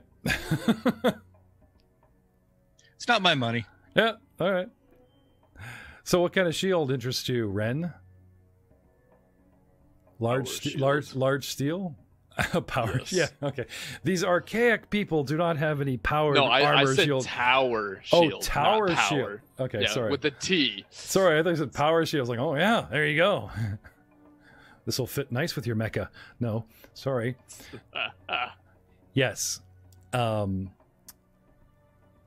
quite the imposing figure now, carrying sort of a tower shield that's made here, the old pharaoh style with the big sort of round nib in the center, dark black with like sort of a bronzish gold trim, you know. And are you interested in, I guess the generic tower shield in this is like metal. Yes. Anyway, you examine it.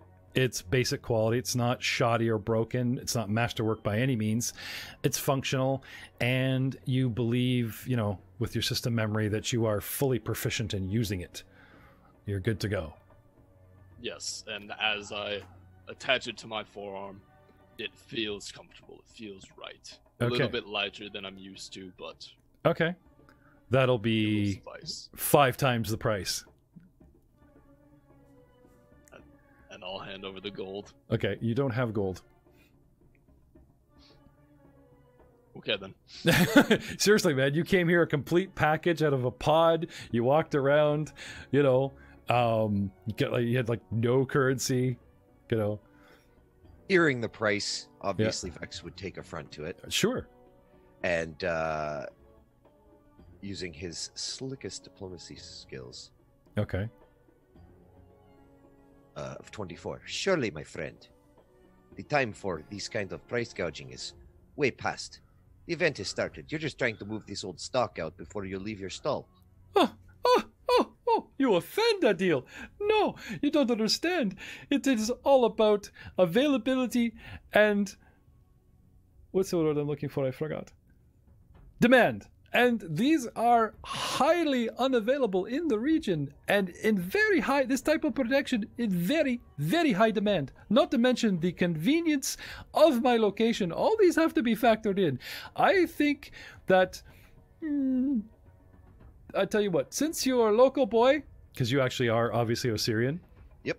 You know, this is 4 times the price. Well, I tried. What's 4 times the price? A lot. How much is a lot? I was just kind of going for like a generic idea of the rate of gouging as opposed to an actual gold piece. Tower shields are normally 30 gold. Ooh. Yeah. So he wants so he wants like 100 gold for.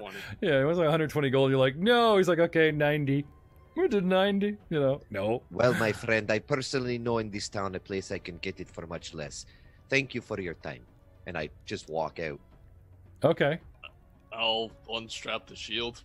Okay. Place it back on the All right. So as you are taking it off, he passively aggressively switches to the hard sell to the soft selling. It's too bad, such quality of merchandise. Anything across town you'll find, you know, probably very shoddy and worn. This is brand new. It came from the capital of Sophis itself. Actually was once owned but never used by one of the Crimson Guard themselves. But I'm sure if you want some parts, piece of wood or chunk of something to, you know, to get skewered through, that's your choice. I mean, sure, you can't put a value on life. And he takes it back and just kind of leaves you with that, you know, ominous. If you want the boys' junk, sure. I won't see you tomorrow. Ren was not listening. Okay. After his companion was like, we can find one at a better price, just gone. Okay. So you guys can I have a knowledge local for said idea of where to go? 12. Yeah, well, if we let's pull up the old map here.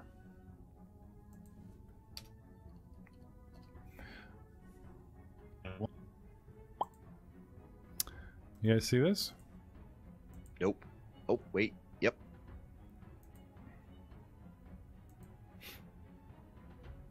Okay. Drawing your attention to the Asp district, location 21 on the far right, or in this case, I believe what is south, because the whole city, even though it's like a north to south viewing, the compass. Yeah, cardinals indicate a different direction. Exactly. So north is on your left towards the river, and south is on your right. Now, Wati sits right at the crux of two rivers. The Sphinx River goes from the inner sea at the capital Sothis, or so actually it passes the capital Sothis. They built canals cutting a couple miles in so it doesn't flood. And then way upriver, where this river splits, the river Sphinx splits into the Crux and Asp River. Wati sits right on the southern bank, and so it faces north. And if you look over here at Area 21, on the edge of Ye Olde Town here, okay, we find an actual, barter shop. And that's where we go. Okay. Huzzah! Onward, companions. I don't see a key. I'm just like looking at the key and it's like, hey, let's see if we can't pull up the actual shop here. Nope.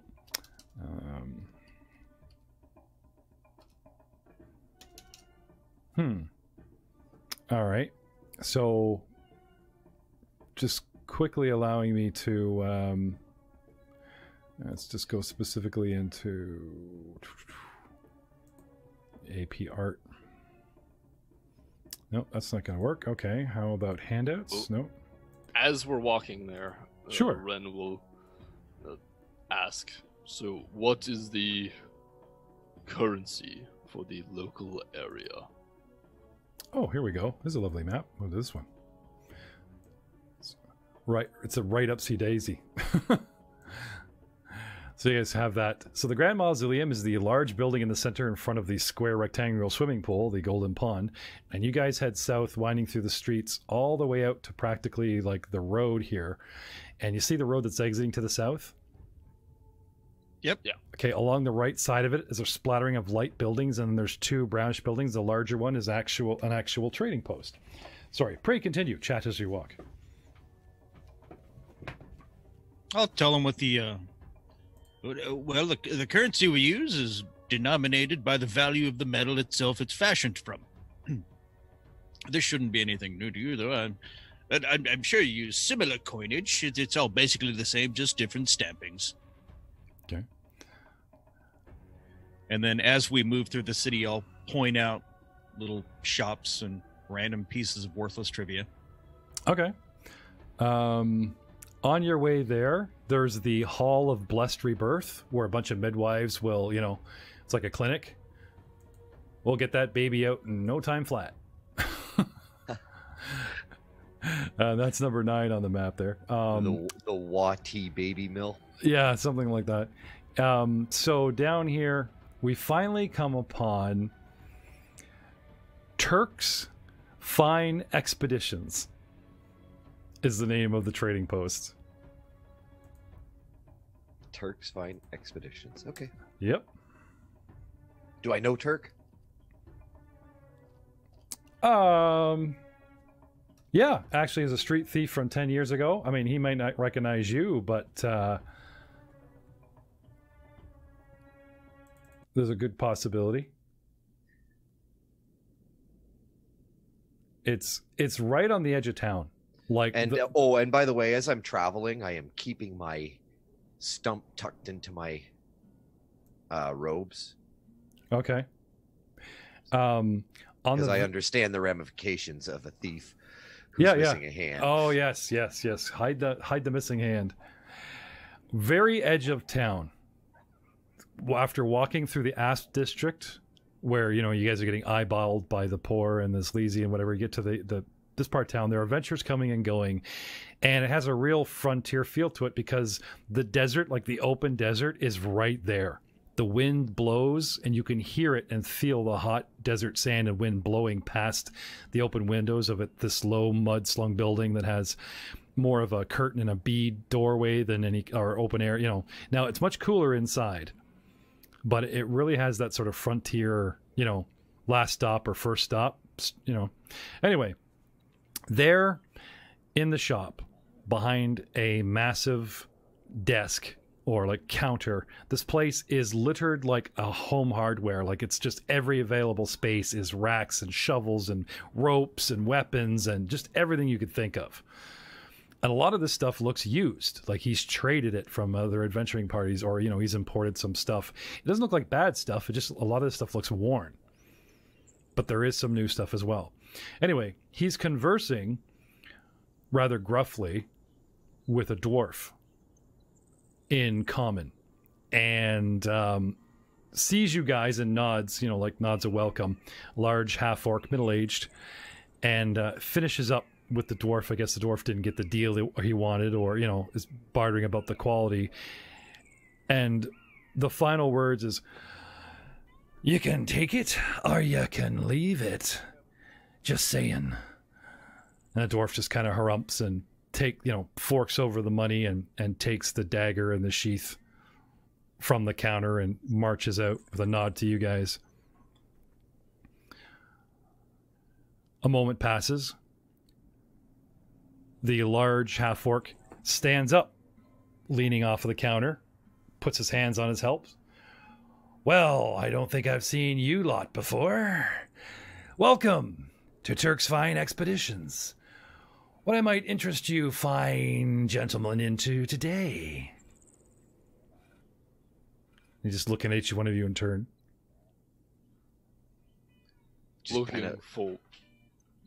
Looking for a tower shield. Ah, shields are in the back, last row. Anything else? Looking at the young man or the old man. Well, now that I am here, perhaps there are some things I could look at. And I'll wander down the aisles looking at, tomb exploring stuff, rope, whatever. Okay. Can I have a knowledge local to see if you actually remember? Like, now you're face to face with this guy? Natural 20. Oh, yeah. Turk's a good guy. He always had a thing for the barmaid that's now proprietor of the Whispering Stone. 10 years ago. Don't know if that's gone anywhere, but 10 years ago, he was always going, he would close up and he'd go there and he would drink there and he would be their best patron and, spend his money there and always, be as nice and as less gruff as he could in front of, Miss Thing. He's aged a bit, there's a bit of gray in the hair or whatever, but the guy is solid and scarred and everything you'd expect a big half-orc to be. Rather untemperamental for his race. Like, his temper is pretty keel. You're going to be in the service business. Like, he doesn't put up with shit, But I'll tell you this. There was an incident, not you, but one of your young street friends got caught stealing. And this guy immediately grabbed the kid, hoisted him up, like, by the hand, and held the hand, picked the kid up squirming at arm's length, and held a blade to it and asked why he should not cut the kid's hand off. Kids are crying, freaking out, kid's worming, kicks him in the face a couple times. It's like, "Are you done? Last chance, kid, give me a good reason." So the kid actually says, "I'm trying to feed my little sister," or whatever. And he's like, "Fine. Next time, if I catch you stealing again, I'll cut both your hands off as a suspended sentence. Now get out of here. Don't come back unless you have money." But he let the kid off. He didn't cut off his hand, where most merchants would chop, guard, Scared the shit out of the kid. Gave him a worse threat. "If you steal in my store again, guess what's going to happen? You'll take both your hands and you'll really be screwed." But firm but fair. Okay. Dude hasn't changed a bit. Looked around. You look at these prices. Sure, I'm not going to take 30 gold pieces for a tower shield. I want 40. But the worn one that's only worth 15, I'll take 20. Kind of like the prices are what you'd expect. He's going to capitalize on the boon, but he doesn't look like he's gouging too badly. Okay. From, like the sticker prices you see around on this and that, Gummy bear. So, tell me, my friend, it has been many, many years since I have been in your fine establishment. Did you ever get anywhere with that barmaid? He's kind of taken back. You mean Blossom? Yes, the beautiful one. He strokes his chin. Aye, she's that. We've been seeing each other on and off for over a year now, I'd like to say. But this is not your common kind of gossip. My friend, I was born in this town. I spent many nights sleeping on the streets down. I have recollection of you. In the Asp district, he says, looking at your common clothing. I slept where I could. Well, wherever the guards would not wake me up in the middle of the night, anyways. Sorry, kid, don't recognize you. Everyone kind of looks the same through these bleary eyes, but I'll tell you what. If you buy more, if you and your friends each buy a decent item, I'll give you a group discount. Oh, you are too kind. You are too kind, my friend. Just saying. I'll go grab a coil of rope. Okay. And a 10-foot pole. Sorry. It's all right. He just nods. Solid choice. And a crowbar. Yeah. How about you, Father? Padre? What do we call a Pharasmic priest? How about you, Padre? I don't know. I got this western frontier blowing wind music going. He's like, how about you, Padre? Crow. I pick up this decent-sized crowbar. Just this. Yes. It's opening things. Great. Yeah, good. Doubles as a weapon. Should really value it more than its price. I mean, you swing that at anything, goes crunch and squish, but technically not classified as a weapon, so I can't price it as one. I have to price it as gear. So, yeah, good. Anyway, you guys are laying the stuff on the table. Meanwhile, at the back of the store, Rin has gone off to inspect shields, yes? Yes. Okay. Tower shield is not your common shield. He has bucklers, he has small shields, some wooden, he has some couple large shields, and the bigger the shield and more metal the shield gets, the rarer, the more expensive, and the fewer. So, he said shields plural, like hoping maybe you'll pick something, whether he has a tower or not. So I'm going to give a percentage chance here that he even has one. Oh, he does. Look at that. 16%. I can say I was going to give him a 20% chance he actually has a tower shield. So, yeah, he does. It's used, has some scratches on it, but it doesn't look that old. It definitely looks like it's in solid condition. Right. And it looks like it's seen battle. It has authentic battle damage. There's an ever so slight dent at a top corner kind of thing, but you can see how the metal is deflected and not really caved, like, proof that it's doing its job kind of thing. Yeah. Okay, so I'll grab that one, and then, because, actually thinking about price, I have some coins in my bag, but they're not of, this plane, but I don't know the difference. So I'm going to grab a large wooden shield as well. Well, the idea that this is a trading post, like he will barter trade, he will take something for something, or he will, buy goods, give you money, and then go spend it in the store, that kind of thing. You can get frequent tech points, here at my store. Terk, TERHK, Terk. Terek's Fine Expeditions. Here, Terek's Fine Expeditions, we take, barter and trade with everything. But of course, if you trade something, if you trade a 2 gold piece dagger, he's only going to give you a gold for it. Like, it's... Yeah. House always wins. But, yeah, so do you have anything of value or that you would think he would find valuable that you'd be willing to trade?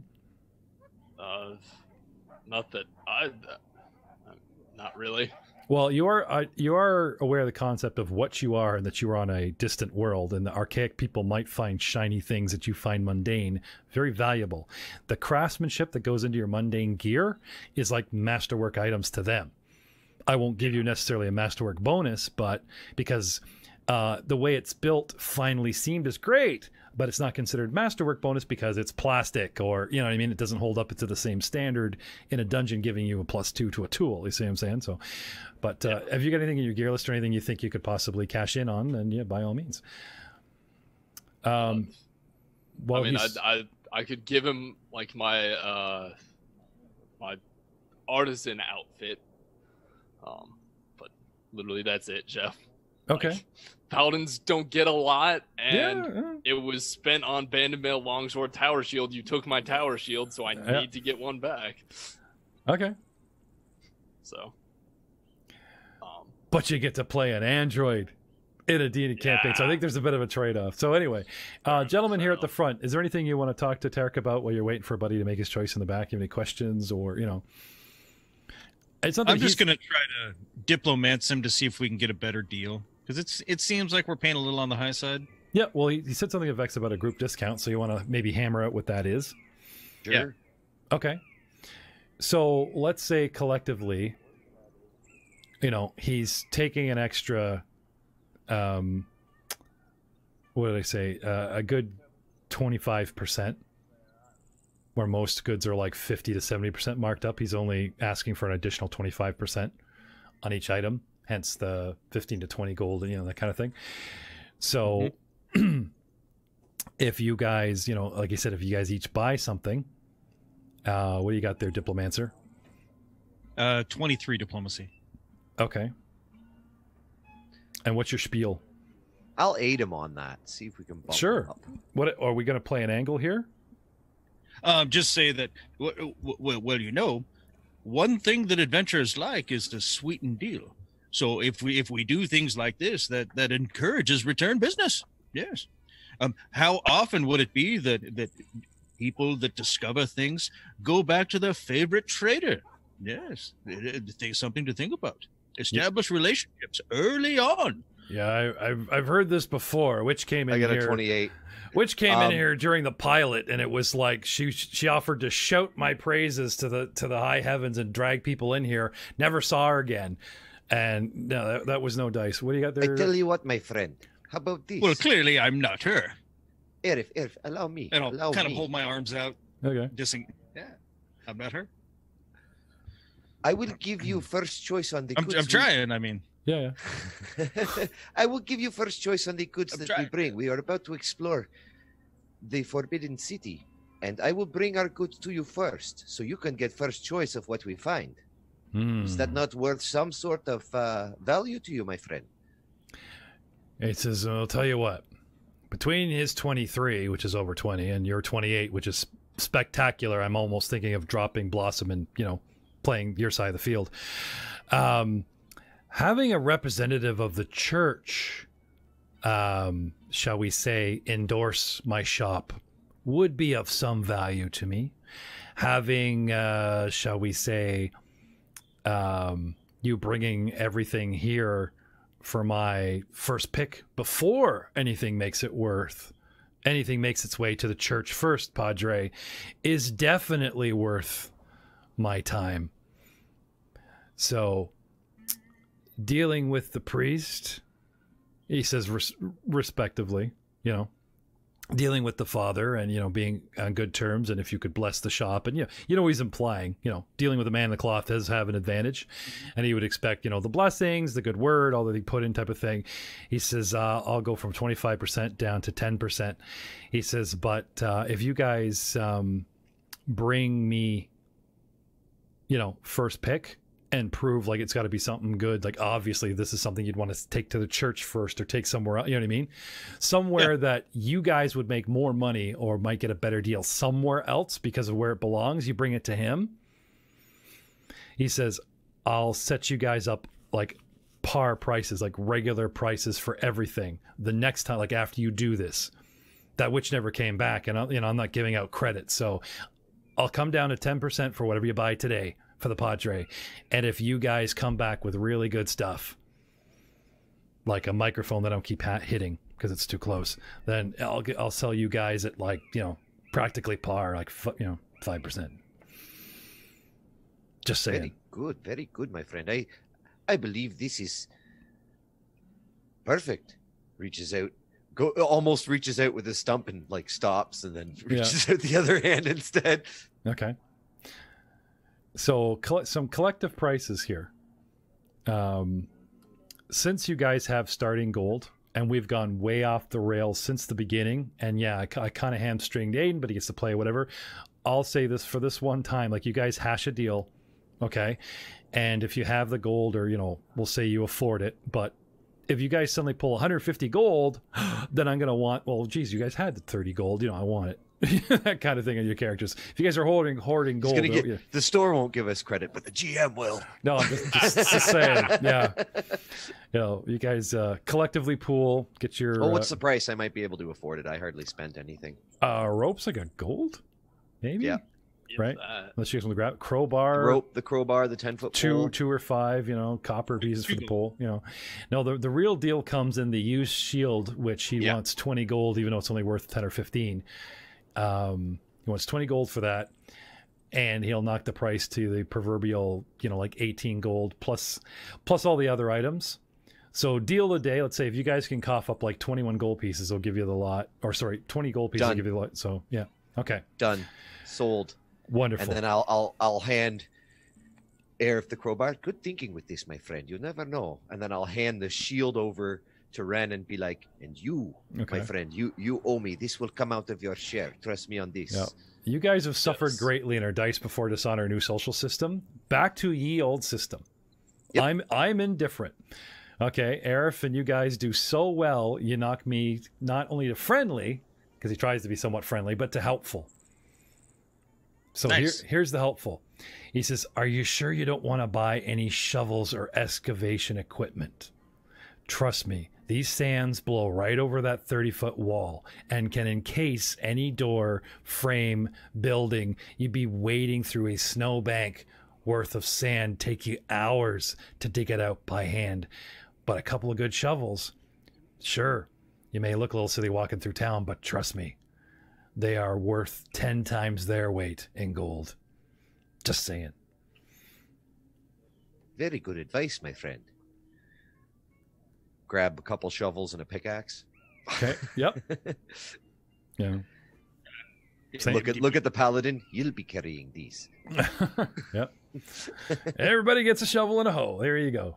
Let's go. It just takes them, you know, just toss them in the pack or straps sure, into the back. Yeah, with the sword, right? So hi ho, you guys are ready to go? What are we doing now? Yeah, let's go. Hi ho. All right. So heading back across across town. Back across the city. Any last minute preparation, any last minute places to go? Oh yeah, of course we would have, you know, we would have stopped there. No. Now let's just get into it. Okay.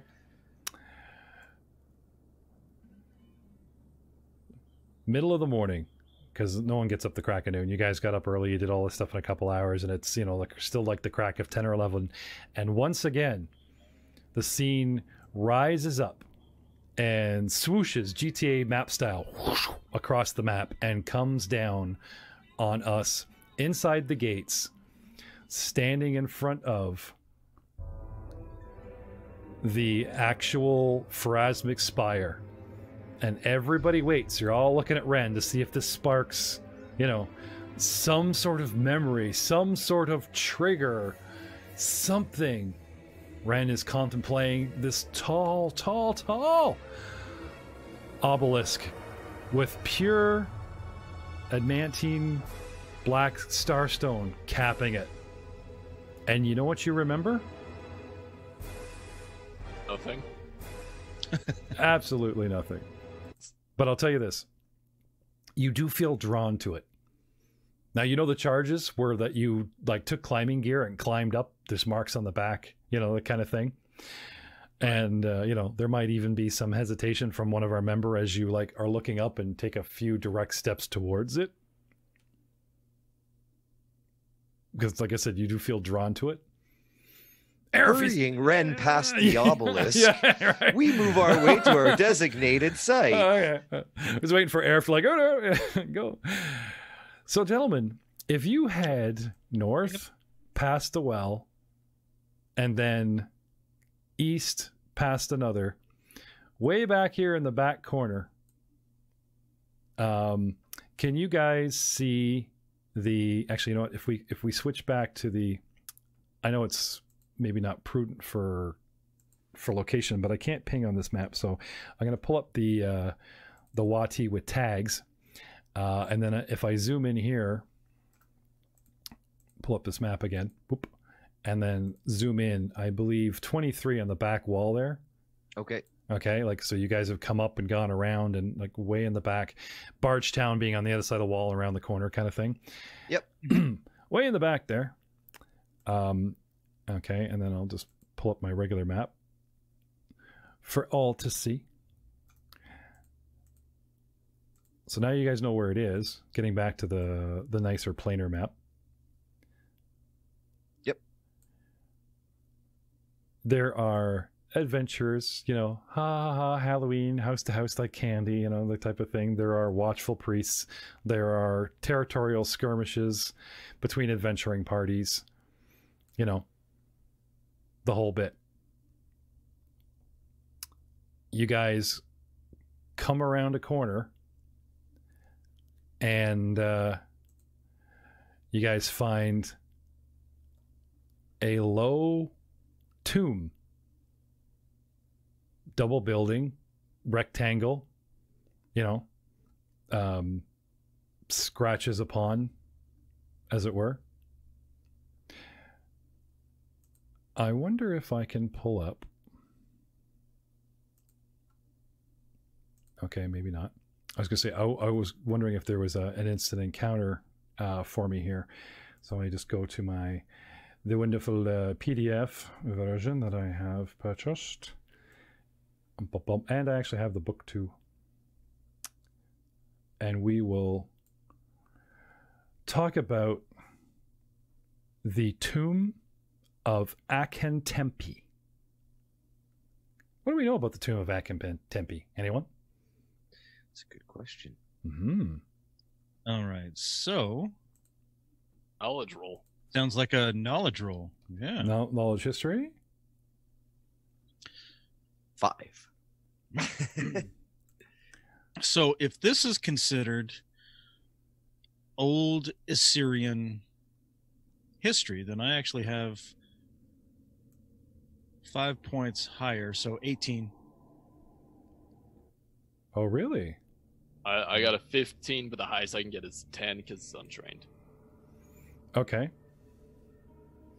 And, well, considering you're off-world, I'm going to kind of give you a penalty. Like, those be some really cool things that you can cheat in technology and use and, you know what I'm saying? With a sort of a more cosmopolitan knowledge of the world. But it's something like specific world history of one place, you're going to be pretty crippled. It's got to be -5, -10. And since we just kind of like wiped your mind, it's like, they didn't really give me any books to read. Not yet. Vex. Looking at 5? What am I looking at here for knowledge history? 5, yeah, straight up 5. I'm just raw rolls. Okay. All right. What do we know about the tomb of Imtemki? Military man resides in this rectangular stone mausoleum. It sits alone in what appears to have once been an actual cemetery. The trunks of a few dead trees poke out of the sand around the tomb, and a hot breeze whistles through their desiccated branches. A set of massive stone doors are affixed to the northern side of the structure, beneath a facade bearing the likeness of an Osirian woman. Wind-blown sand has heaped around the crypt, partially burying the doors that lead within. Well, what do you know? Half-orc was right.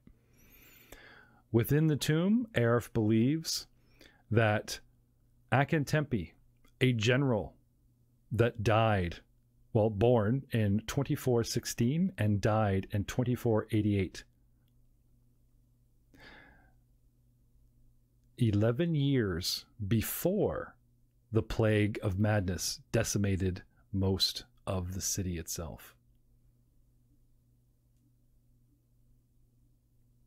This is written, embossed, likely within the tomb when you get to him, but with your stellar roll and taking interest in where the paladin was assigned to go, you either recall or have dug up this information. Okay. Do you guys have can I have perception or knowledge engineering from anyone? Perception of 23. Okay. Knowledge engineering 23. Perception of 10. All right. Engineering tells you that the mortar and the hinge setup, the doors actually will open in, but there are no visible handles or hinges. Well, I'm Oh, not sorry, certain how- outward. Sorry, they swing outward, so the sand actually does block. You can't just push on them. So I don't see any ways of gripping the doors. There's no handles or anything, but they definitely open outward. So we would be best advised to do like the orc had said and dig out. Okay. Perhaps then we can use the crowbar and some elbow grease there, Ren, and pry those open. Vex, you're going to have to dig it out. And as you guys are examining the doors with your perception, you notice that there are telltale traces of mortar along the seams and jamb that have since crumbled or been chipped away, indicating that the doors were meant to be sealed permanently and someone's had a go at trying to get in here. So leaning in and examining it, I'll actually say that. But it looks like somebody has tried to get in here already. What is this all about? I wonder. Does it look recent? Like days to weeks as opposed to like this out, Like within the day that... Yeah, no, it's been, recently. Yeah. But considering this has been here for like 1,200 years, like the Plague of Madness that had this place sealed up, and this place was built like 11 years before the Plague of Madness, which is like 1,200 years old. So, these scratches that are like weeks or months, haven't completely faded in the chip mortar or whatever, but it's not like really recent where you get that fresh discoloration. Yeah, okay. Seems like somebody has been here already. Perhaps we drew a bum straw. Maybe they've already gotten the good stuff, but we can only work with what they've given us. These doors definitely don't seem to have been opened yet. Otherwise, this sand would be here. It seems like somebody attempted it in the past, not recently. Somebody might have opened, gone in, closed, and the sand's blown back in weeks or months ago. Well, there's only one way to find out, right? Just dig this out and open it. Okay. Indeed, my friend. And I'll lash the shovel onto my stump and use the other hand to start digging stuff away. Okay. Couple good half an hour more digging, and then it's time to have a go at the door. I need a strength check, gentlemen. Do I remember someone buying a crowbar? Indeed, you did. Why, yes, he did. Well, sure, you can have a +2 with your crowbar, but the cool thing about Adventure's rules is written that they overrule the rules is it's going to drop that strength check DC by 5, making it way easier to pop. Not easy in itself, but I'm saying like the insane DC becomes almost palatable. Now you can have 2 people aiding. You can stack 3 guys on a door. So if we want to have a lead oompher with that crowbar and 2 guys assisting. Who's got the most strength? I'm assuming Ren, but I'm actually pretty strong myself. Ren and Stumpy? Who's it going to be? Ren and Stumpy. Oh. Sorry. Is it wrong that I actually really like that, though? Dude, I've been sitting on that since day one, since we cut off your hand and we decided his name was Ren, and I'm like, Ren and Stumpy. Ren and Stumpy are having a go at the door. Well, all right, Ren. I think I'm too young for that reference, Jeff. Really? Oh, dude, you'd love it. It's great. Think of an adult SpongeBob. Same animation crew did 2 dogs that can talk and one's Mexican, and they just get up to crazy stuff. Anyway, gentlemen, there's an entire episode where Stimpy's looking for a fart that can talk. See, the thing is, the final episode date was aired 1996. I was born in 97.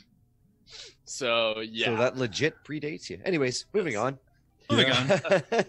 So you're 16, so I'm going to put you on the lead. 14. 14? I am too. Ha! The one-armed man. There you go. It's 14 as well, so it doesn't really matter. I will definitely attempt to aid I Well- will aid as well. You're more able-bodied than I. The character is. Oops, that was not supposed to be a. Oh well, Okay. +2. I failed in my aid. So I got a 15 for my 8 other. Right. So aid DC is 10. So Ren gets a +2. Vex. Well, I give him a +3. 'cause Vex failed. Okay. Yeah, Cloister Cleric is a cool aid. Another. You want to talk about that? So actually, I'm using the helpful from the Cloistered Clerk. You always know how best to assist your companions, be it tasks, defending them in battle, or helping them with a well-placed strike. Whenever I use the 8 other, I grant a +3 instead of the usual +2. That's Cool. cool. It's almost as cool as Halfling helpful. Yeah. Right? This is getting to be a shtick for Roll Mongers here. It's like, yeah. Aid another. Well, it makes sense. Everybody should do this. Are you Oh, yeah. listening, No, world? Everybody should do this. Yes, everybody should take the NPC class, Cloistered Cleric. There's only one old man elf in our world. The helpful trait. It's available in other methods. Okay. Yeah. So Okay. I'm telling you this. Stumpy may be having trouble getting this purchase on. Okay. With a 20? Am I looking at this right? Yes. So that is the +2 from my strength and the additional +2 from the crowbar. Okay. You know what? I wonder if I I have. thought the crowbar gave you +5. Well, it's Well, a it takes 5 off the +2 DC. We don't. as Oh. well as the +2 to your strength check. Gotcha. Yeah. And And then I gave you +3. I have Ren in here, but he's owned by Ryan. I don't know how to switch ownership over to a different. I also did a couple of changes, so I did send it to you. Yeah, we'll upload him officially later. We kind of pulled this out of a hat today. But any chance to return to Mummy's Mask, I'm going to jump on it. So, with all bonuses in, you got 20? With Arif's, it's a 23. Okay. Well, you know what? Without that crowbar, not enough. But because Arif bought a crowbar, the DC is 20, gentlemen, and you guys pry your way into the tomb. Da, da, da, ba. Oh, yes. Got some good old feel-good music going on here. Really a creepy tomb music.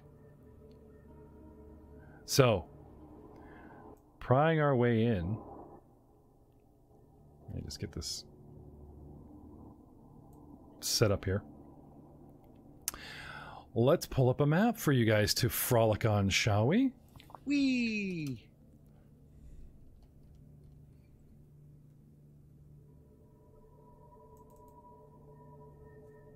Oh, yeah.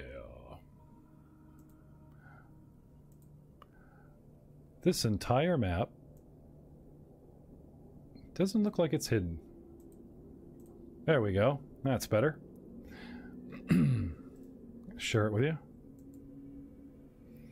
Okay, you guys should be looking at a black blob. But don't worry, because if I...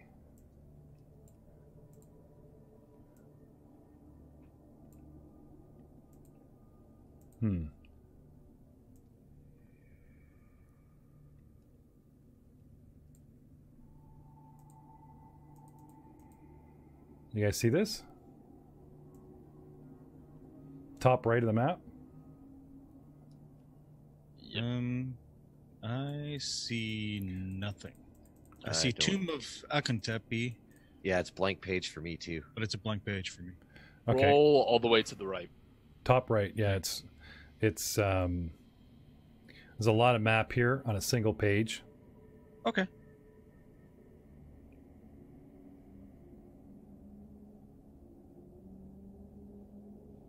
Oh, wait. Oh, there it is. Okay. I found it. Okay. Found it. I've revealed too much. So, this rectangular room is empty, save for the engravings and fixtures upon the walls. A pair of heavy stone doors to the north that you just entered, an immense stone wheel against the south wall. The air is stale and a layer of dust and sand covers the floor. Lying in a thicker layer to the south, all four walls bear sunk relief engravings and hieroglyphs, while small stone faces are affixed to the walls at about shoulder height in each corner. The stone wheel to the south is engraved with a large spiral and is set in stone tracks that run along the floor and the ceiling. So there's like a trench, a ridge, a quite literal track in the floor and in the ceiling, so that this disc doesn't fall forward because it's jammed. You know how you put your dome door windows in? You gotta like pop them up in the hole in the top and then you click in the bottom kind of thing. Yep.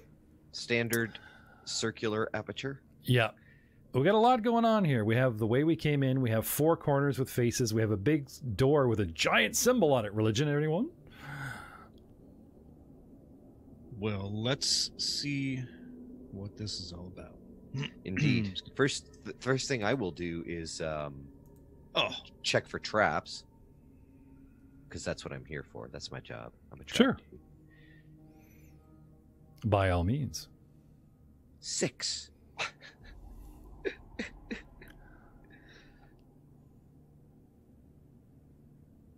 Six. Hang on just 1 second. You know, you're allowed to take 20 if you're not threatened. You know, this is true. On a perception check, like if the monster was coming to the door and you got to hurry up with the trap, then you get excited and rolls. But if you want to walk up to a trap and go, I think this door doesn't look right, I'd like to take 20 and take my 2 minutes. You know, then sure, I'll absolutely do that. I will take my time, and I won't just examine the door. I'm going to look for pressure plates on the floor, whatever. This is a tomb.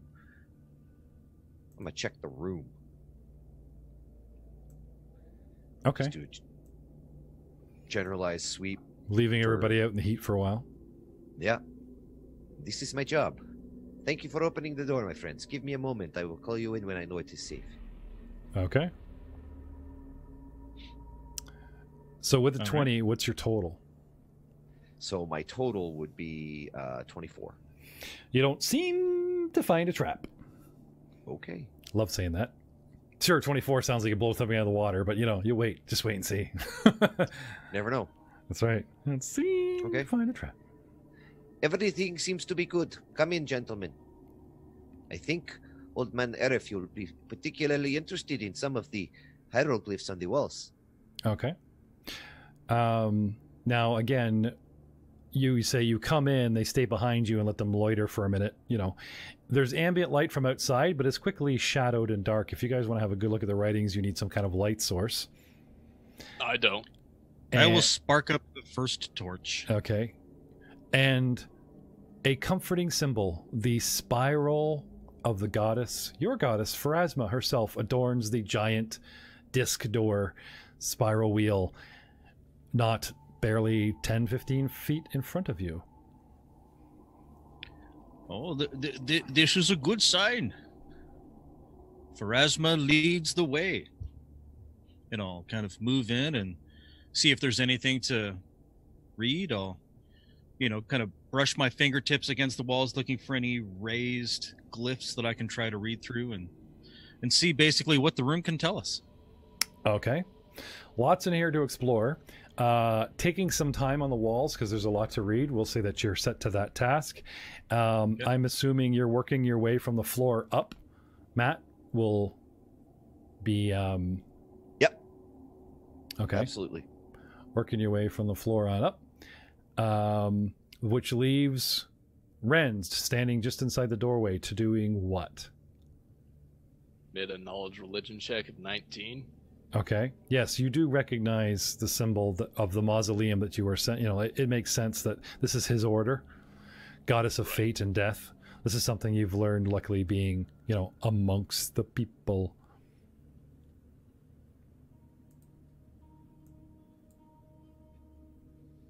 But no, Ren's just going to wait. He was told to wait. Sword is drawn, shield is out, just ready. Okay. So what do we find? Let's have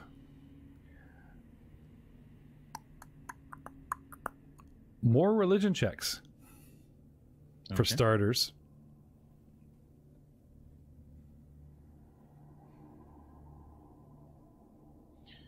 Natural 1. Natural 20.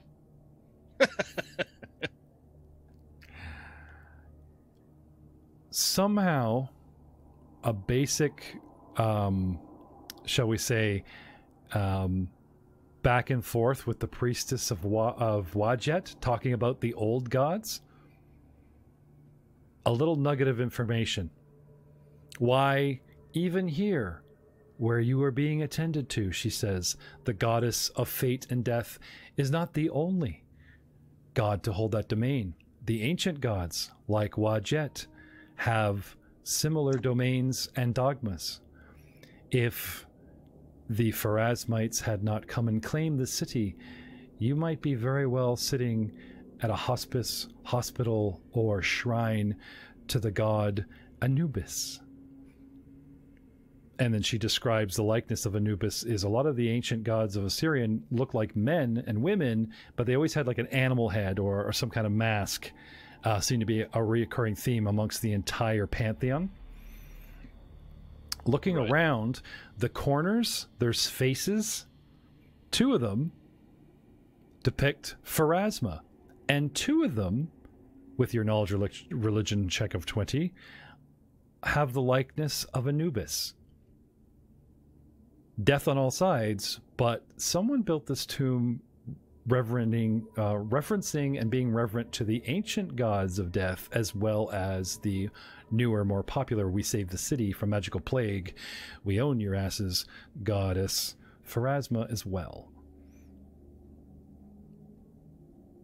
Maybe death, one god, that's all you get, that's all you get, Alban Erf. You've blocked out any other reference to any other with your natural 1, right? The wheel against the south wall is 10 feet in diameter and 6 inches wide, and you can guess it weighs, thousands and thousands of pounds, but still might be rollable. Taking an interest in the actual writing, they are hieroglyphs written in ancient Osiriani. Does anyone speak ancient Osiriani? Well, I do. I speak Jive. Okay. Jive, giving a glossary, like, you just going along the wall, yes, this, and then, you jump to another panel and, trying to take it in a little bit more rapidly and possibly going back over it slower later.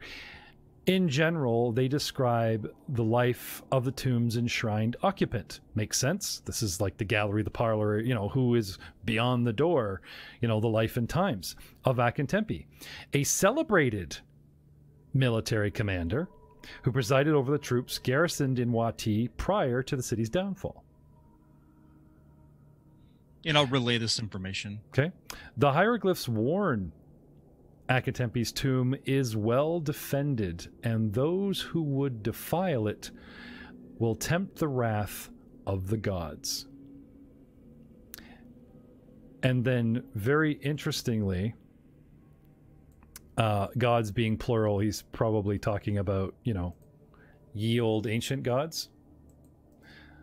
They're written in ancient Osiriani, right here in the chat there for you, Frank, mentioning your goddess herself.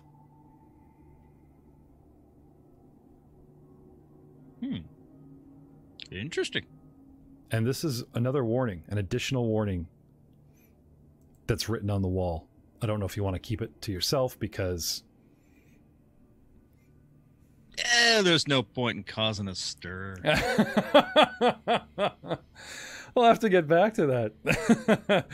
Ladies and gentlemen. One thing the Lady of Graves despises more than the grave robber is the unsuccessful grave robber, followed by a final admonishment to turn back while you can. Ren also speaks ancient Osiriani, and we'll just read that out. Nice. Just leans over his shoulder. the knowledge that you don't want to upset people to glean to yourself. It's just kind of like, the guy just comes over and just blah, blah, blah. That's great. I'll turn and look at him. Like I said, nothing of any grave concern. Let's see if we can get this stone moved, shall we? Mhm. Where did you learn ancient Osiriani, Ren? You don't remember. Why did that paragraph just sort of like jump out at you? You know, the stork with the wing. Look, it's a metaphys. You know, you guys ever seen the Money movie, kind of thing. Mm-hmm. So, turning our attention to the door, I'd like to turn your attention to a round of perception checks, if you please. Okay. Natural 20 for 24. Mike's rolling twice for me for some reason. 10. 17.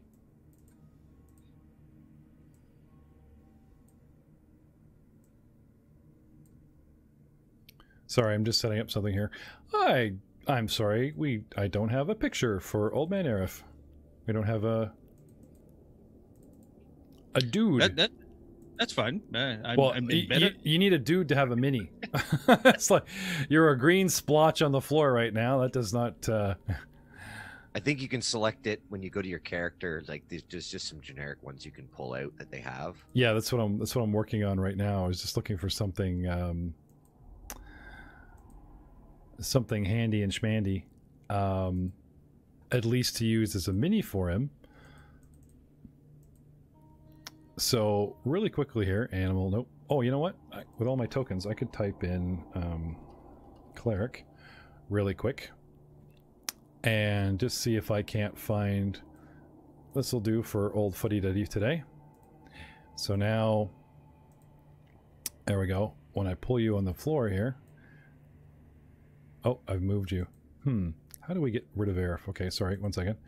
I have to delete Arif, go into characters, get the new Arif, get him back into combat. Oh, look, new Arif has a mini, yay. Okay, so we got Arif over here on a wall. Okay, we got Rin, and we've got... things are going on. Okay, so... Can I have those perceptions once more, please? 24. Okay. Natural 20. All right. And So I got Arif and Rin on a wall, and we've got Vex kind of doing the once around the room. Now you see how there's these big yellow markers? That's your director indicator, right? Right. Until we get the proper Devon Night minis going, this is sort of your facing. Okay, Sure. for now. So with a... not a stealth check, but just sort of I'm small, I'm low, I'm wandering in, I'm looking for a place to have a nap. You know, oh, this looks like a good spot. The door is open. Dun, dun, dun, dun, dun. A scorpion wanders in through the door and sees us in here and reacts, and the stinger comes up and it clacks nervously and sort of challenges us. Like, you know, it wants in and it doesn't seem to like just want to run away because you're here.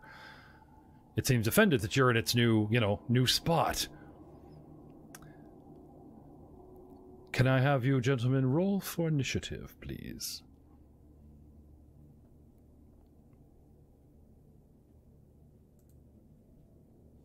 Natural 20 for 22. nice. I think I've hacked this dice roller. I honestly do. I'm just like 20, 20, 20. Natural 20 for 20. 21. Oh my god. 19. Try picking up a dice and doing that throwing roll as opposed to just double clicking on the, Oh, that's what I'm doing. That's what I'm doing. Okay. I'm chucking it into the thing. Here, I'm gonna roll a real world dice, see what it comes up as. Well, See if we're still rolling hot. It didn't. If you guys find your character. Nope, I got an 8. Oh, okay. Arif's got a. What did you get? 19? Did you say? That was just a raw dice roll. I think my initiative's -1. Yeah, it is. Okay, so 18. And what'd you get, Ren? 18. 21? Yes, 21. And Okay. I got 22. All right. So, with Vex in the lead, setting us to round 1. Vex, you see the scorpion come in and react to you. What do you do? Oh my goodness! I draw my rapier. Okay. Ka-ching. I take a 5-foot step back. Yep. And I hide. Okay. Yikes! You need some kind of bluff or distraction or cover to jump. You know what I mean? Oh no, He's cloaking. there's shadow. I mean, the door is open ajar. It's illuminating you guys, right? But Ren has like Old Man Earth has a torch going, which lights up the whole room. So if we're going off of natural lighting, I could say you could Batman recede into the shadows. But as long as Earth's got that torch going, everyone is like distinctly lit up and highlighted in the flickering torchlight. So I'll just now backing off, maybe it'll go for them because they're closer now. Sure, but I'm just saying, like, Yep. I'll back off and let's Yep. see, how do I turn my direction? you want a spider reverse parkour Japanese ghost up the There it wall is. in the corner, like, okay. Climb up on top of one Yeah. of those heads. Yep. Did you say they were chest height? Yeah, you grab a head and just use it like to bloink. Sure. You start Sure. climbing. Okay. Yeah. You want to drop your sword, put in teeth because you kind of need all four to. Oh, all three. Ooh. Need Okay, hands no, to I'm climb. I'm not going to climb. Okay. I'll just duck down in the corner and attempt to make myself small. Okay. No threat. That's best I can do. Okay. The turtle position with the rapier sticking out, right? Or Sandy fighting style. Okay. Anything else, sir? That's you? That's me. Okay. And I'll hold my action till it attacks. Or it is attacked. You've drawn your weapon as a move and you've moved. 5-foot step. Okay. So you're readying an action to stab it if it comes near you? Yep. Okay. Ren, what do you do? 5-foot step forward towards the scorpion Mm-hmm. with my long sword that is already drawn and swing at it. Okay.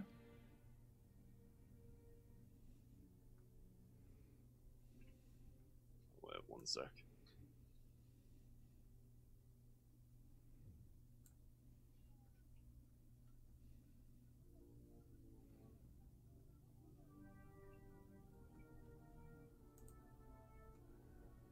$11 to hit. No, sir.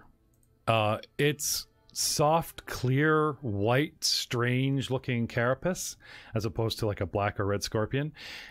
Is malleable and looks soft, but is a little more durable than you might think, and deflects your blow. The scorpion takes offense to this, and does that rotating chitter, and just kind of like comes in the door, and from the doorway, because it's adjacent to you, even though half my butt's in the door, most of my front is in here, just kind of turns a bit towards you and attacks you without technically moving from said square. So I'm going to have a go with some claws and a sting. I think I'm going to swipe at you with my claws. Miss. I forgot to target you, but do I have 2 claws? Let's just double check here. Probably. Well, it says attack, claw, or sting. It doesn't say 2 claws. Oh, here we go. Full attack, 2 claws, and sting. There we go. That's what I want. Because I didn't move. Full attack and sting. So what's going on here? Well, let me just move the tracker out of the way here for a second. So Jesus, man, what's your AC? with a 22. with a 5, coming at you, a 15, and now is it 25 with the tower shield? No, it's 22 with the tower shield. Oh, okay. Nice. Why do you think I wanted the tower shield? Yeah, oh, that's fine. So getting in there, and like I said, the going for the legs and the feet, you guys see the stinger making diverse, wide, tall, and low, and really fast strikes. And if he didn't literally have a door on a handle he's walking around with, it's freaking huge, then yeah, like this sucker might have got him, but it's miss. Swing, swing, jumpy, miss. Old Man Aerith, it is your go, sir. All right, I will excuse me, turn and face the creature. Mhm. Oh, it's a scorpion. Yes. Knowledge nature? Gaffa has written about these. Yes, let's Yeah. see what I can find. Knowledge nature. Knowledge nature.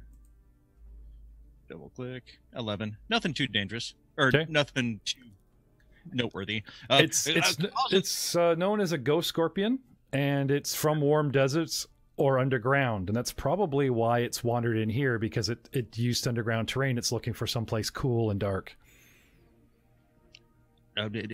Be careful of the stinger. They're venomous. And I'm going to actually aid another Mm-hmm. or Ren and give him a bonus to attack on Okay. his next. All right. He seems pretty defensible, so I'm not terribly concerned about that. But he did miss, so we're Okay. gonna try to. So let's have a Not base that. attack roll from you, so we know for Yep. so we know for next time. Yep. Let me just find this here. I'll just do a raw dice roll here real quick. Natural 1. Natural 1. I guess maybe you're not going to be as much help as you thought you were knowledgeable. So, Right. gentlemen, coming around to round 2, Vex is crouched in a corner, rapier out. Old Man Arif is taking a step back, but trying to coordinate and aid another. But either Ren isn't paying attention, or maybe it is the language or cultural gap. Highly defensible tower shield blocking the swings of this agitated scorpion. And we will see the results of this battle and more next time on The Man from Osirion, The Mummy's Mask. Say goodnight, everybody. Good night, everybody. Good night, Night, everybody. everybody.